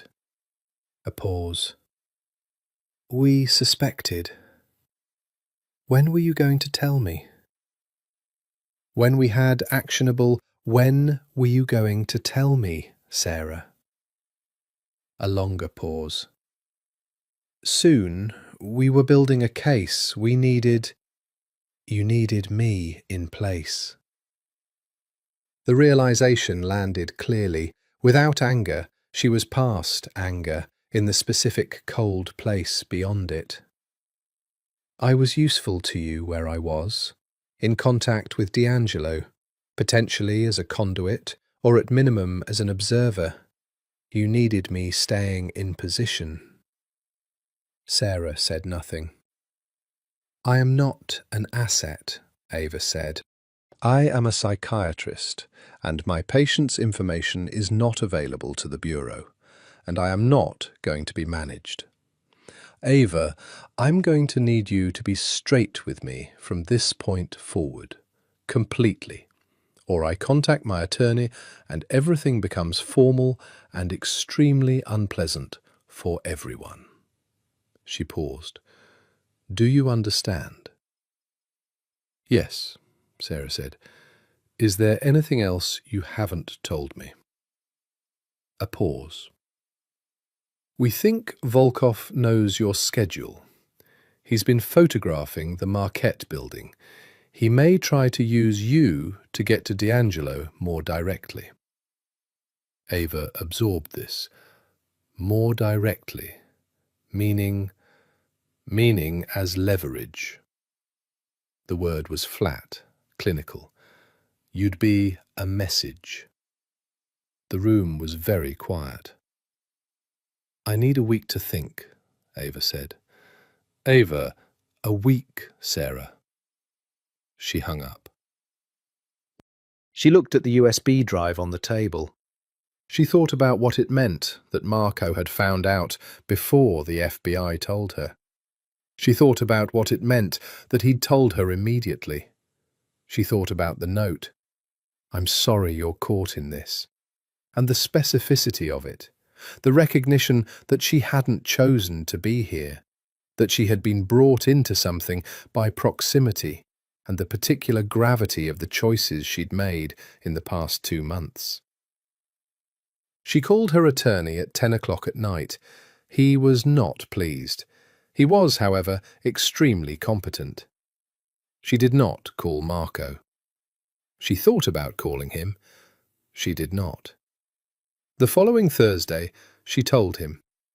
Not everything, not the FBI conversation, not the full extent of what Sarah had disclosed, but the photographs. The name. The drive. He was very still when she finished. Very still in the way that she had come to understand was not calm, but contained. The stillness of something under pressure. "Who gave you the drive?" he said. "Carlo." "I know Carlo gave it. Who told Carlo?" "You, I assumed." He looked at her. "I gave instructions for the information to be provided to you. I did not know the extent of what my security team had documented." He paused. "I will need to address that with them." "Marco." She kept her voice even. "I need you to hear this. Whatever your security team does on your behalf, I am not under your protection. I am not an extension of your operation. You're in danger because of me. I'm in danger because of a geopolitical dispute between organized crime factions," she said. "That's a distinction I'm maintaining." "It's a meaningless distinction." "It's not." She looked at him steadily. "If I become something you protect, I stop being your therapist. Those roles are incompatible. Your safety is my responsibility." She held his gaze. "I have spoken to my attorney. I have spoken to the relevant authorities. I am taking steps that are appropriate and within my control. What I need from you is to work within our sessions and not to take unilateral action on my behalf." He looked at her with an expression she couldn't read, which happened less frequently now, but still happened, a frustration to her. "You're asking me not to do the thing that is most natural to me," he said. "Yes. And if something happens to you because Marco," he stopped. "This is the moment," she said, "where you do the thing that's hard. Where you hold the discomfort of not controlling the outcome. Where you trust that I can handle my own situation." She looked at him with complete steadiness. "Can you do that?" A long silence. "I don't know," he said. "That's honest. I don't like it. I know." He looked at her. The controlled surface was thinner today than it had ever been. She could see through it to something that was working very hard underneath. The particular effort of a man trying to override a deeply ingrained response pattern because he had, slowly, over the course of 4 months, come to believe that the work required it. "Okay," he said. "I won't act unilaterally." She looked at him carefully. She knew how much that cost.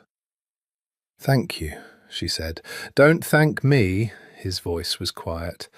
"I'm going to find it extremely difficult." "I know. That's why it matters." He looked at her for a long time. The afternoon light was dim today, cloud cover heavy over the city. The room felt enclosed. She was aware of the distance between them, the appropriate professional distance she maintained by habit and intention, and she was aware of it more acutely than usual, which told her something about the particular quality of this moment. "How much longer?" he asked. She knew what he was asking. "February," she said. Hargrove submitted the treatment record to the Grand Jury Council last week. They've accepted it. The legal function of our therapeutic relationship is essentially complete. So you'd be free of the professional obligation after a 60-day cooling period. She paused. Standard practice. He was very still. April, he said. April, she confirmed. He looked at her for a long moment, and in his face she saw the thing she had been watching develop for 4 months, the thing that was underneath the control and the grief and the fortress he'd built around himself. She saw it clearly. She looked back at it without flinching. Then I'll wait until April, he said. January in Chicago was its own kind of character, brutal and bright and completely indifferent to human preference. The lake threw snow sideways, the city hunched into itself. In the compressed darkness of the season, Ava found that her sessions with Marco had taken on a new quality. Something had resolved in December. The confrontation, the acknowledgement, the explicit naming of the thing that was between them had the paradoxical effect of making the sessions cleaner, less charged in the lateral, unspoken way they'd been charged, more honest. He talked about his business for the first time in any substantive way, not the operational details she couldn't have heard without complication, but the architecture of his relationship to it. The way he'd inherited not just a business, but an identity. The way Carmine D'Angelo had built the family's power and his son's psychology simultaneously, so that they were, for Marco, essentially the same thing. I don't know who I am outside of this, he said in the 11th session. That's the first time I've said that out loud. How does it feel to say it? Destabilizing. He looked at her. And accurate. That combination, destabilizing and accurate, is almost the definition of productive therapy. I've started to enjoy this, he said, with a faint incredulity. That seems wrong. Why? Because it hurts. Things can hurt and be enjoyed, she said. Growth often does. She paused. You've been afraid of feeling things for a long time.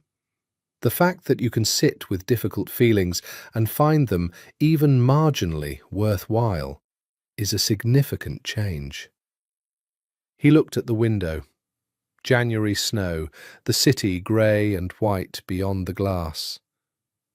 My nephew came to dinner last week, he said. Luca's boy. How was it? I explained things to him. A pause. Not everything. Not the things he can't know. But I explained my reasoning. I told him why the distance I keep him at is protective rather than dismissive. He paused. It was uncomfortable. Why? Because vulnerability is uncomfortable. And yet you did it. Yes. How did he respond? Marco was quiet for a moment. Something moved across his face that she'd never seen there before. Something warm. He said... He stopped. He said he appreciated it. He said he'd wondered if I... Another pause. He said he'd wondered if I actually saw him. Do you? I do now. He looked at her. I'm starting to see people. It's disorienting. It's what your mother was trying to teach you, Ava said quietly. When you were 9. He looked at her, that brightness she'd seen once before in session 7. He held it together this time, but it was present, the emotion at the surface rather than in the folder. Yes, he said. I think it is. She let the session settle around that for a moment before moving forward.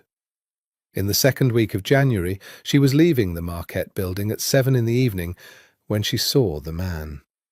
He was standing across the street, not quite in the shadow of the parking structure entrance, wearing a coat that was too light for the weather. He had the particular stillness of someone surveilling, different from the stillness of someone waiting or someone cold. The stillness of professional attention.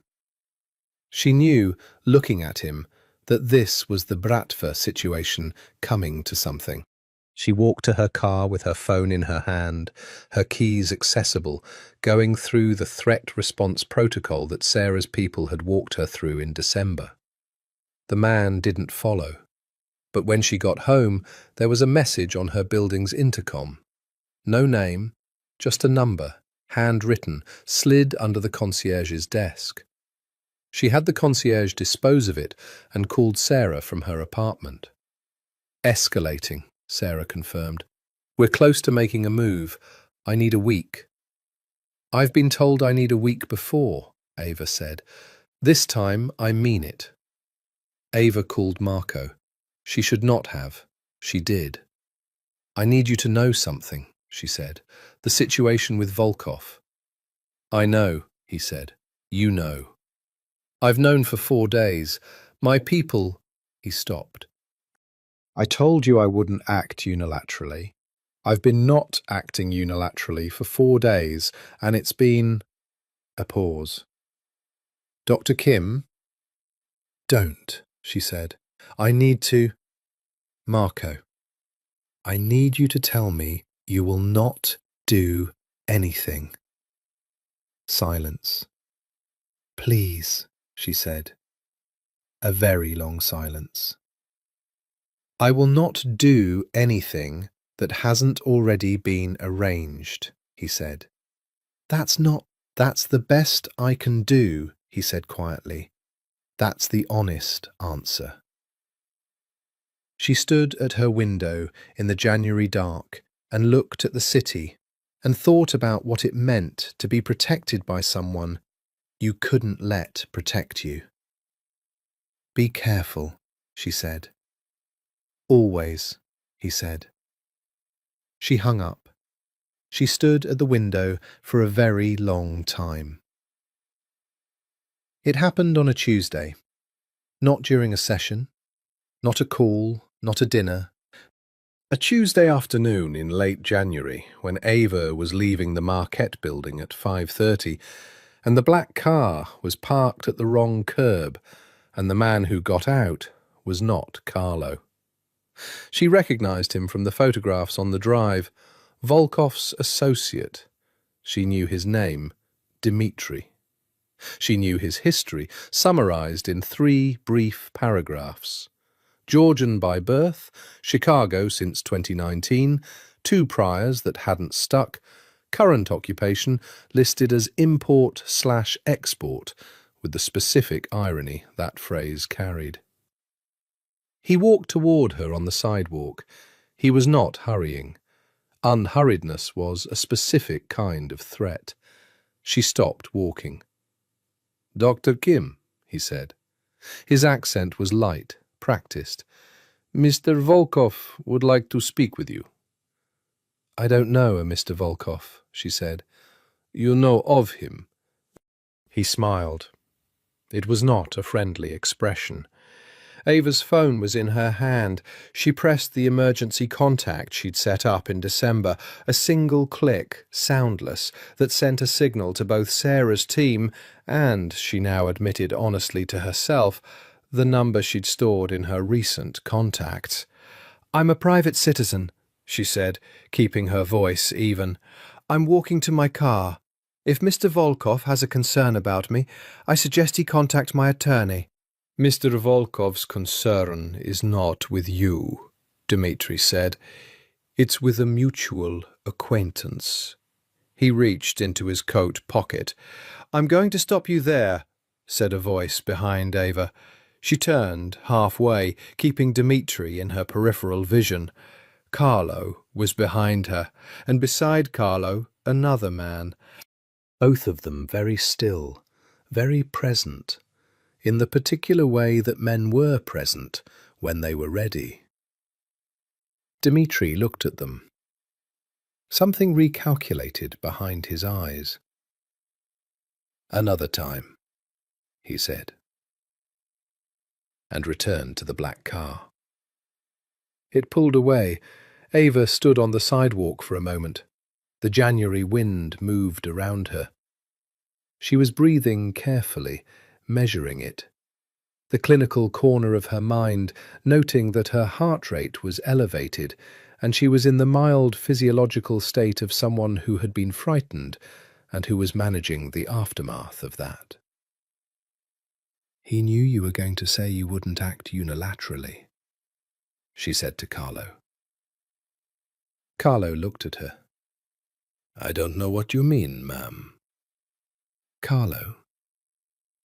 He looked almost apologetic. It was the first time she'd seen him look almost anything. "Mr. D'Angelo was very specific," Carlo said. "He said he wouldn't do anything himself. He said—" Carlo paused, and in his face she saw the very slight evidence of someone suppressing a smile. "He said he had made a commitment to Dr. Kim, and he intended to keep it, but that he was free to make other arrangements." Ava looked at the empty street where the black car had been.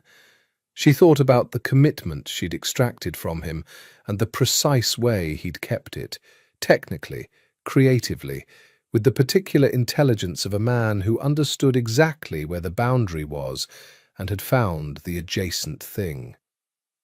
She was annoyed. She was also, with a clarity that she was past pretending wasn't there, profoundly relieved. She called Sarah. Sarah, when she arrived 15 minutes later with 2 colleagues, was extremely not pleased to find that the situation had been resolved by private means. "He was going to grab you," Sarah said. "Leverage. We were ready to move." "You were a minute away," Ava said. "His people were 2 minutes earlier." Sarah looked at her. "How does he have access to your emergency contact?" Ava looked at her steadily. "He doesn't." Sarah looked at her for a long moment. "Right," she said. They understood each other. Marco called at 10 that night. "Are you all right?" His voice, the substrate, the temperature underneath the control, was different. Thin in a way she hadn't heard before. "I'm fine," she said. "A little shaken." "I'm sorry."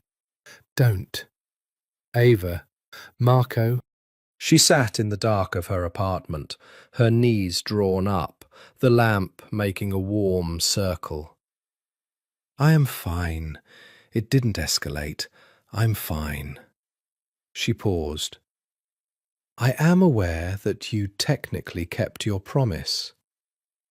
A brief silence, something that might, on someone with a different relationship to humour, have been laughter. "Technically?"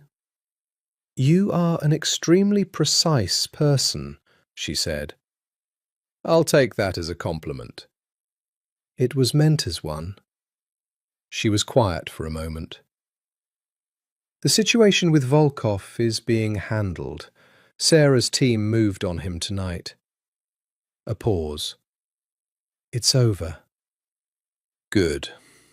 His voice was still thin, still carrying that quality she was hearing for the first time. "Marco," she said softly, "are you all right?" A pause. A long one. "No," he said. "Not tonight." She heard that. She held it. "Tell me," she said. And he did. For 40 minutes he talked, not with the careful, managed quality of session, not with the folder and catalogue approach he'd brought in September. He talked the way his mother had asked him to when he was 9, about what was happening inside him, about what it had felt like to hear Carlo's report about Dmitri, about the 4 hours between that report and knowing she was safe, about sitting in his penthouse with a glass of scotch he didn't drink, looking at the city and understanding, with complete clarity, that there was a specific person on this earth whose safety he was unable to contemplate in the abstract. When he finished, they were quiet together for a moment. "I know," she said. "What do you know?" "I know," she said. "Me too." Silence. "February," he said. "February," she said. February arrived the way February arrived in Chicago, with the grudging acknowledgement that winter had not finished, but was at least no longer escalating. The lake ice began to fracture at the edges. The sky, on certain days, showed a colour that was almost blue. The last session was on a Thursday. Not the last ever session. They had discussed this, the clinical process for termination, the importance of ending deliberately rather than simply stopping. They had agreed to 3 closing sessions. This was the third. Marco sat in the chair and looked at her and said, "I don't know how to do this." "You've done harder things," she said. "This is specifically hard," he said, "because I know it's the last time I'm sitting here in this context, and I'm aware that changes what comes next. And what comes next—" He stopped, looked at his hands. "I've been afraid of what comes next for longer than I understood, until I was sitting across from you. Tell me what you mean." "This room," he gestured briefly. "This room has been—" He was quiet. "Safe," he said. "That's the word. This has been safe. You have been—" He looked at her directly. "You have seen me more completely than anyone since my mother, and I'm terrified that when the framework changes, when it's not—" He stopped. "When there's no structure holding it in place, that you'll what?" "That I'll default." He held her gaze. "That I'll go back into the fortress, that I'll—" A pause. "That I'll do to you what I did to every other person I've—" "Marco." She leaned forward slightly. "You are not who you were in September." "I know."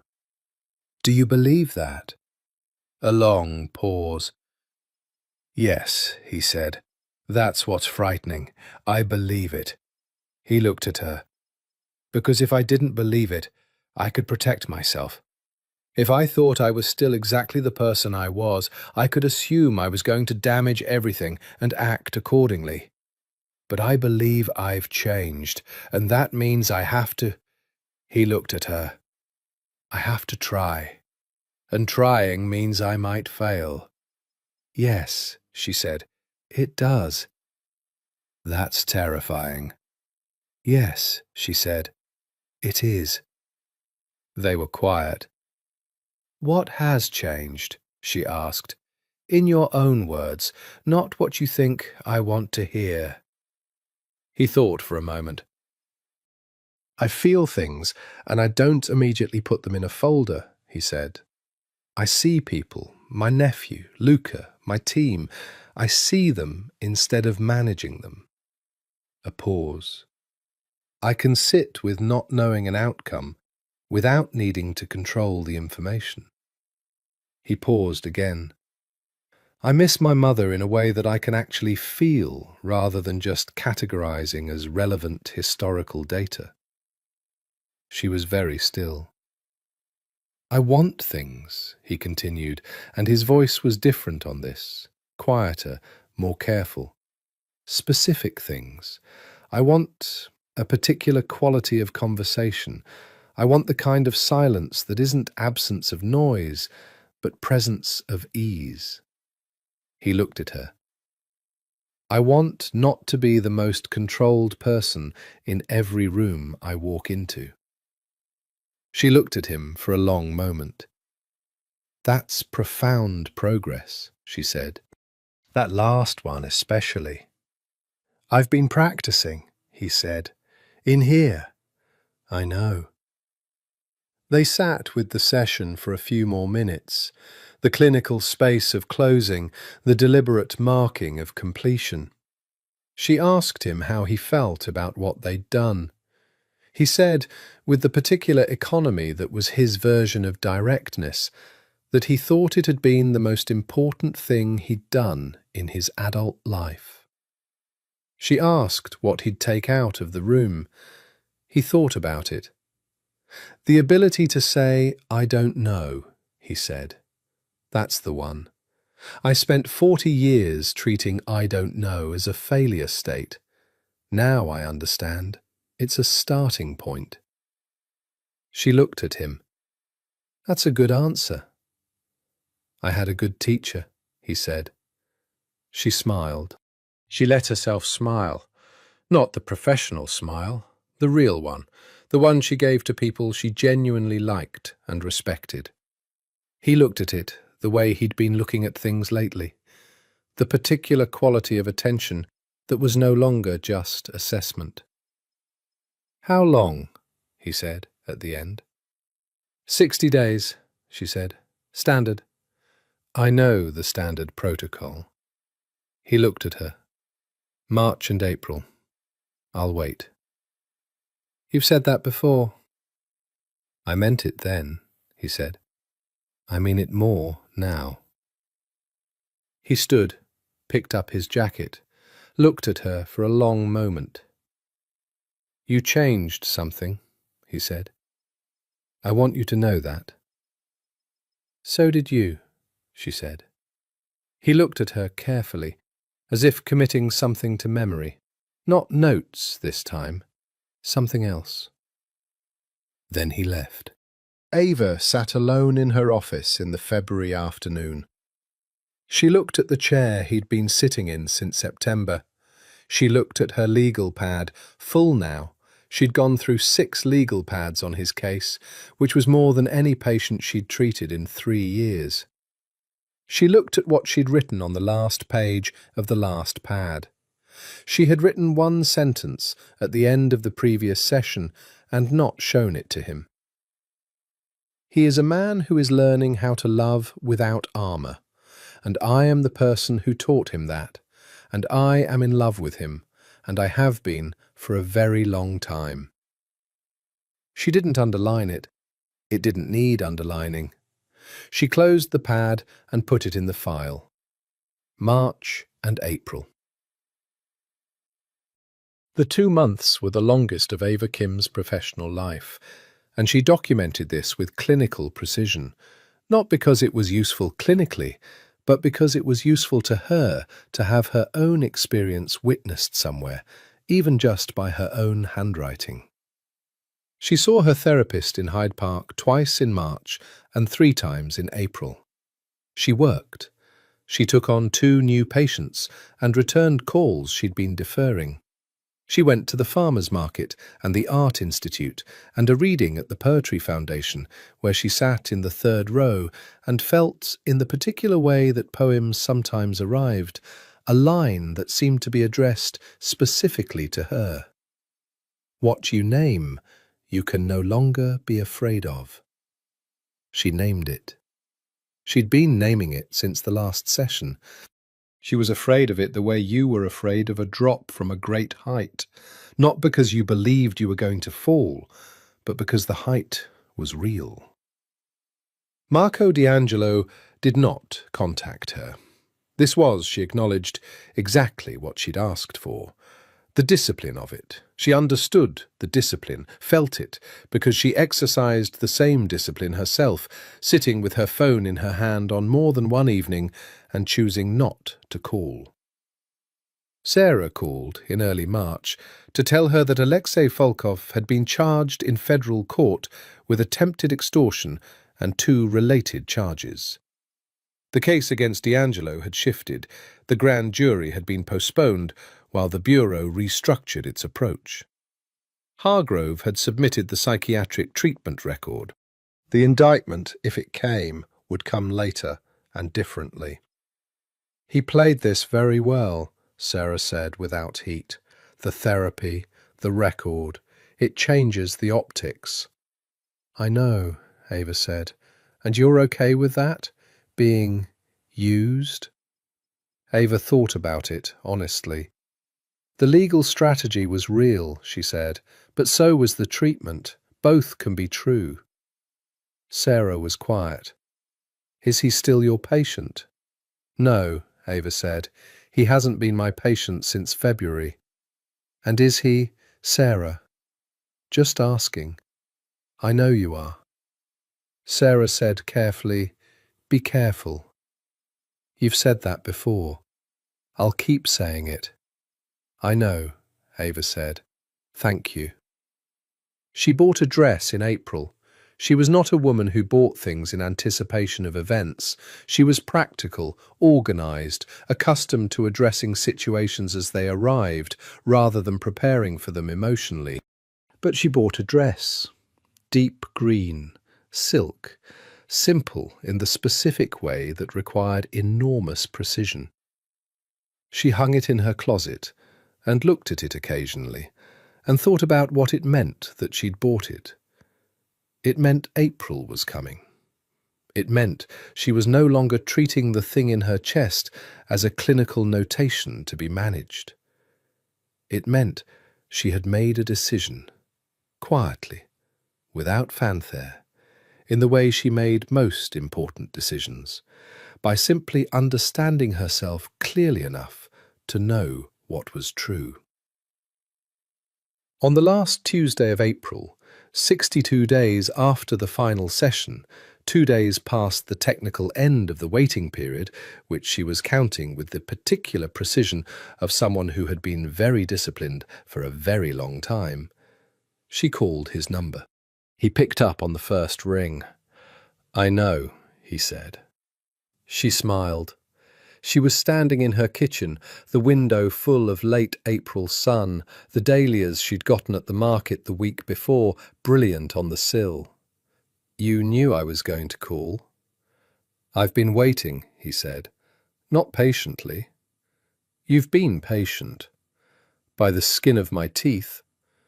His voice was different, warmer, or more accurately, the warmth that had always been underneath was less defended. It came through. Are you well? Yes, she said. You? Better than I've been in a long time. A pause. Will you have dinner with me? Yes, she said. Tonight.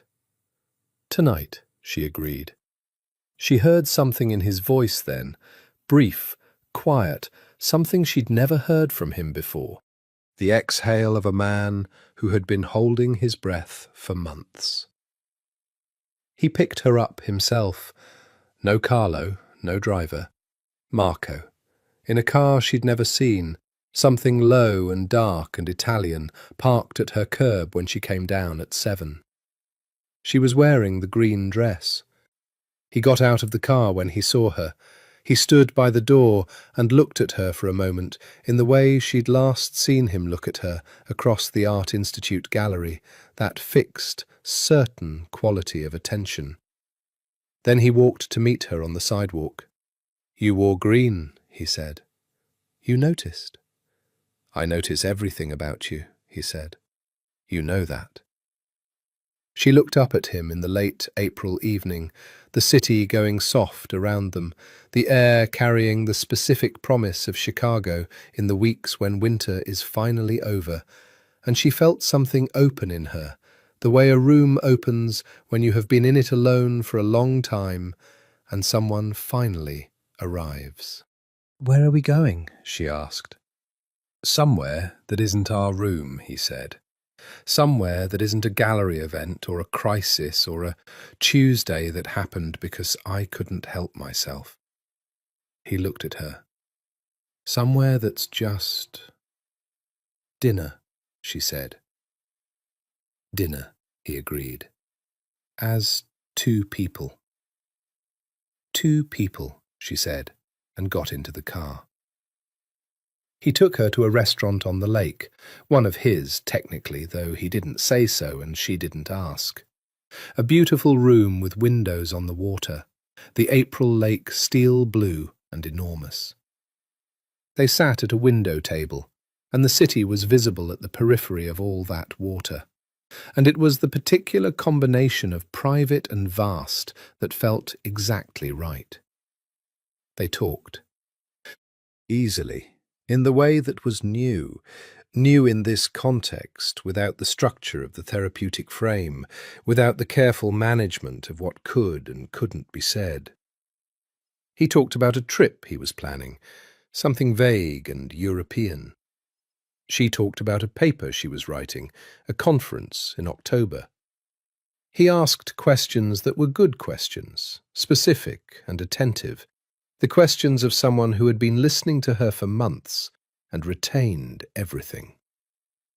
Halfway through dinner, he said, "I want to say something."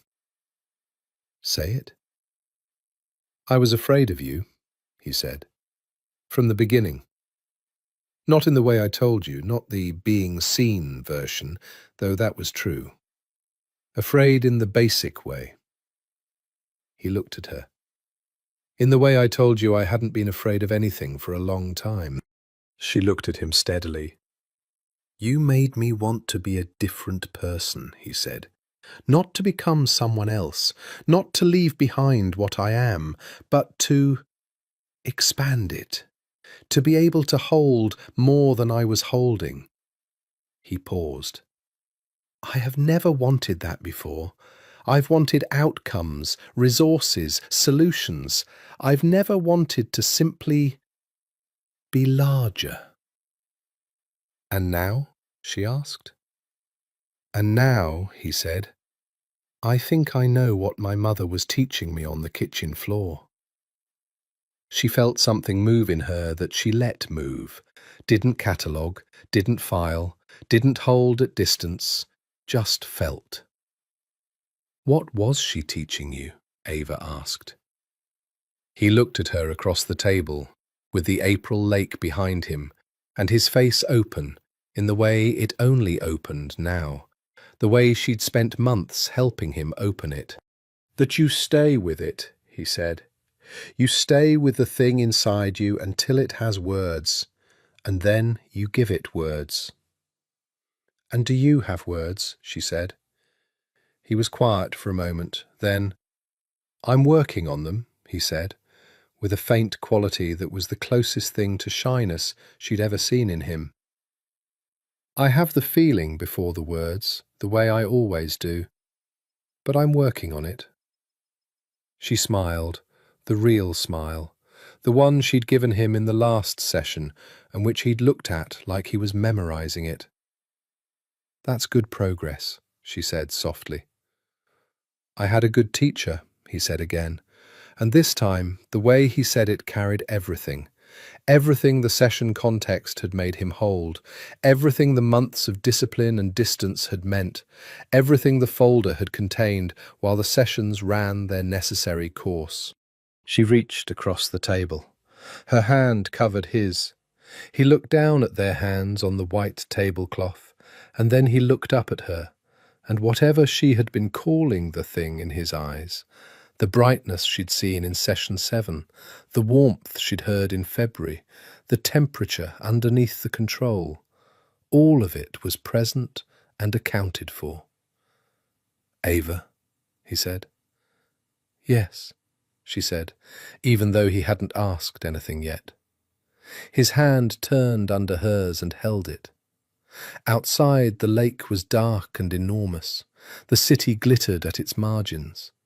Inside, in the amber light of a window table in April, two people sat across from each other, with their hands joined on the table, and everything that had been held at distance now present in the room. And it was not carefully managed, and it was not filed under anything. It was simply there. There is no version of this story that is clean. That is the truth of it, the central truth, the thing that Ava Kim, who had always been rigorous about truth, sat with on a morning in May in Marco D'Angelo's penthouse apartment, in his kitchen, in the early sun, With coffee she had made herself because she had woken first and he was still asleep. And the truth was this: there was no clean version.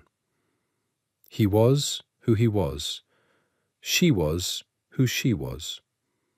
Between them lay 11 years of her professional life and a therapeutic relationship that had walked the edge of everything it was supposed to be without quite crossing it, and then crossed it deliberately and consciously on the last Tuesday of April. And the world had not ended, and ethics were real and complicated.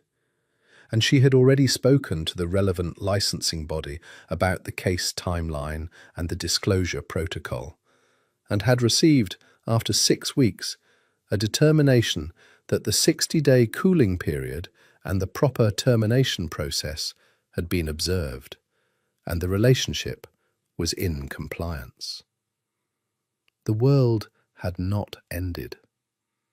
Outside, Chicago was spring, genuinely spring, the sudden, impossible spring of the upper Midwest that arrived like an apology for everything winter had done, all green and light, and the lake going blue in a way it only went in May. From the penthouse windows, which ran floor to ceiling on the south and east walls, you could see the city spread below and the lake beyond it, enormous and present, and the sky above both doing something complicated with light. She heard him before she saw him, the particular sound of his movement which she was learning, the economy of it, the contained quality, even half awake. He came into the kitchen and looked at her. She had his coffee ready.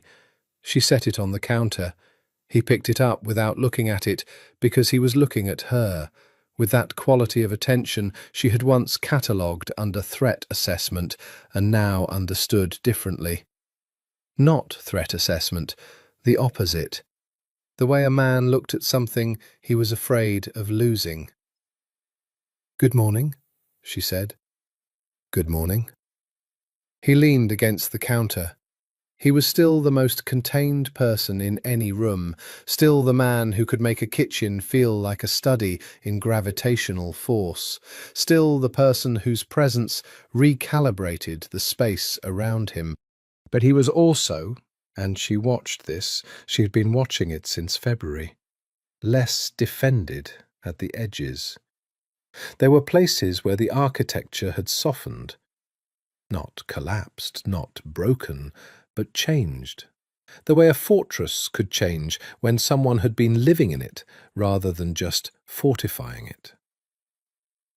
"You were up early," he said. "I wanted to see the light on the lake," she said. He turned to look at the window. The lake this morning was something incandescent. "Yes," he said, "it does that." "Do you see it?" she asked, "or do you just know it does that?" He looked at her. The smile, his smile, the real one, which was small and asymmetric and more than made up for its restraint with its honesty. "Both," he said. "I'm working on being in the both at the same time." "That's good progress," she said, for what felt like the 100th time, and his smile widened. "You're not my therapist," he said. "Old habits," she said. He moved from the counter to the window and stood with his coffee looking out at the city. She came to stand beside him, not because the view required it, but because that was where she wanted to be. He didn't look at her. He looked at the city, but his arm moved, and his hand found the small of her back and rested there, warm and certain, with the same quality his handshake had carried in the first session, the quality she'd catalogued then as nothing to prove, and understood now as something deeper than that. Certainty. The particular certainty of a man who had, at considerable difficulty and over considerable time, figured out what he wanted and was not in any confusion about it. "Hargrove called yesterday," he said. "I know." she'd heard from her attorney. The grand jury. They're moving in June. He was quiet. We don't know the shape of it yet. Are you afraid? He was quiet for a moment. The question, a year ago, he would have answered immediately with no, reflexively and without examination, in the way that no was the answer before you'd decided whether to feel the question. He was quiet now, and she watched him examine the question honestly, and then he said, "Yes, some." "Tell me what about?" "Not the legal outcome. Hargrove has—" He paused. "Not the legal outcome." He turned to look at her. "What I'm afraid of is the attention, the exposure, the fact that when it becomes public, everything that is this." He gestured briefly, the gesture encompassing the kitchen, the morning, both of them. "Becomes part of a narrative I don't control." "I'm part of your record," she said. "The treatment record." "Yes." He looked at her steadily. "I need you to know that I understand what I'm asking by keeping you here. In my life, in proximity to Marco." He stopped. "I'm a grown person," she said. "I have a lawyer. I have a federal agent who is my friend and who has already pulled my file and reviewed my conduct and found it impeccable, and who called me in March with the specific air of someone deciding to stand down." She paused. "I'm not in proximity to your situation. I'm in proximity to you. Those are different things." He looked at her for a moment. Something in his face that she was learning to read as gratitude, though he'd been slow to find the word for it. "You're not afraid of me," he said, for the third time in their acquaintance. "No," she said, "I know you." "You know the interior," he said. "The rest of it." "The rest of it is who you've been. The interior is who you are." She looked at him steadily. "I'm interested in who you are." He was quiet for a moment. The city below them, the lake, the May morning, all of it going on in its particular indifferent magnificence. "I love you," he said. He said it the way he'd said "I don't know" in the early sessions, simply, without scaffolding, just the words and the acknowledgement of them. The words he'd been working toward, the thing he'd told her he had before the words came. She looked at him in the May morning light, this man she'd spent a year understanding, this man who had come to her as a strategy and become something else entirely, who had cracked open under the particular pressure of genuine attention and revealed something she hadn't expected, hadn't been trained for, hadn't filed away. Something that had been real since approximately the second session and had been managed with extraordinary professionalism and enormous difficulty until it couldn't be managed any more. "I know," she said. "That's not—" He tilted his head. "That's not the reciprocation. I love you too," she said. "I've been in love with you since the session where you told me about the kitchen floor and your mother. And I have been very professional about it for a very long time." He looked at her. The quality of his attention, which she had been cataloguing since September, which she had watched change and deepen and open, was now something she didn't have clinical language for, and was glad she didn't, because clinical language was not the right language here. "You were very professional," he said. "I was exceptional," she agreed. "You were," he said. "I was—" He was quiet for a moment. "I was aware. I have been aware since approximately the first session. You said something in the first session that—" "What did I say?" He looked at her. You said, I wait. She looked at him. When I asked what you did when you were right, he said, you said, I wait. And he looked out at the lake for a moment. I had never met anyone who waited. Everyone I know acts, reacts, manages. You waited, and I thought. He paused. I thought that was the most powerful thing I'd ever encountered. She was quiet for a moment. You've been thinking about that since September, she said. Since September, he confirmed. She looked at him, the light on his face, the morning, the city below, the lake enormous beyond all of it, the specific quality of a life at a turning point, which you could only recognize while it was happening if you paid attention. She paid attention. What do we do with it? She asked. He turned from the window and faced her fully. His hand moved from the small of her back, and both hands held her face, and he looked at her for a moment in a way that was, she thought, with the last clinical corner of her mind, and then that corner went quiet too, the way a man looked when he was finally, for the first time, present in his own life. We stay with it, he said, until we have words. She looked up at him. We have words, she said. We have more, he said. We're just starting. He kissed her then, in his kitchen in the May morning, with the lake out the window and the city going on below them in its particular irreverent way, and she felt the thing she'd been cataloguing and managing and holding at appropriate professional distance for nearly a year simply become itself, become real, become, as he had said, something they would stay with. There is no version of this story that is clean, but standing in the window light with the lake going silver in the May sun and Marco D'Angelo's hands on her face and 11 months of careful, disciplined, occasionally heartbreaking work behind them both, Ava Kim was not looking for clean. She was looking at the thing itself. She was looking at it, and it was extraordinary.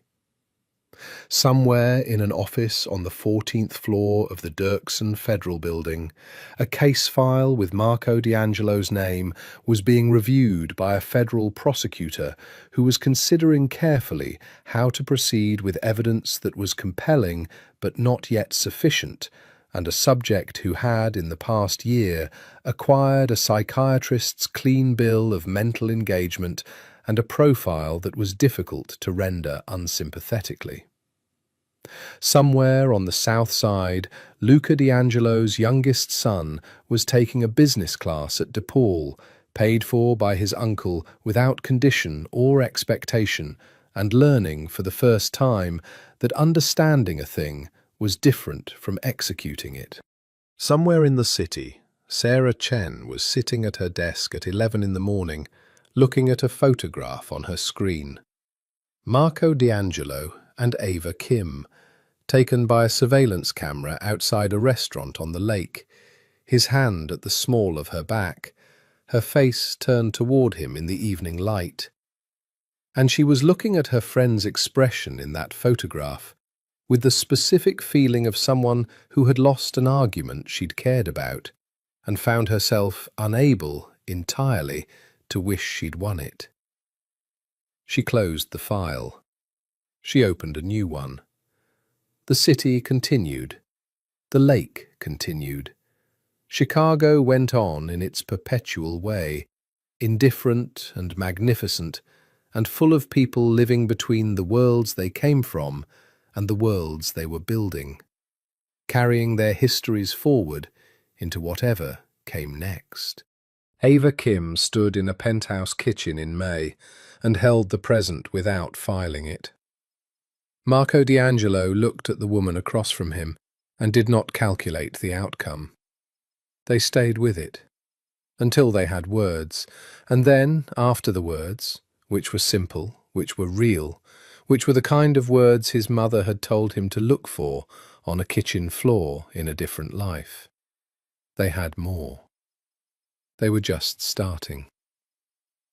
6 months later, in October, Ava Kim presented a paper at a psychiatric conference in Boston on the therapeutic dynamics of resistant patients and the clinical ethics of managing countertransference in high-stakes cases. The paper was published the following spring in the American Journal of Psychiatry and cited 42 times in its first year. She did not identify her case study. She did not need to.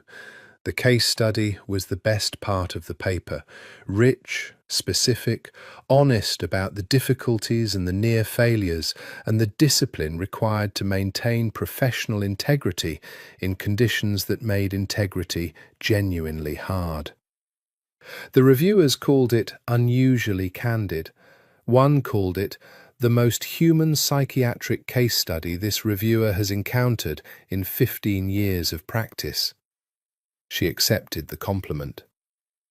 In a penthouse apartment on the lake, on the evening the paper was accepted, Marco D'Angelo read it twice. He knew which case study was his.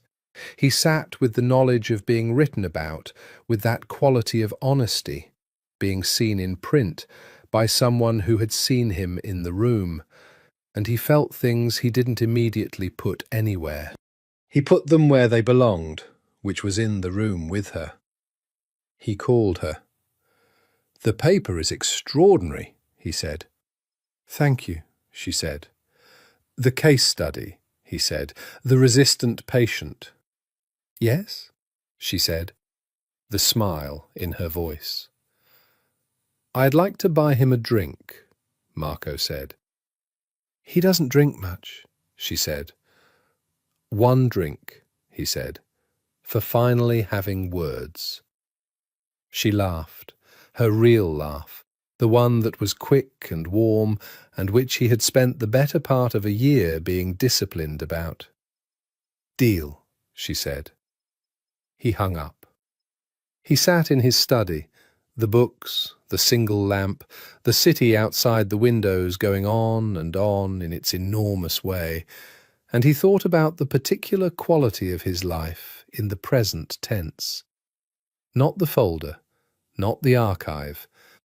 The present tense, which was something he was learning to inhabit with the patience of a man who had come to it late and intended to make up for lost time.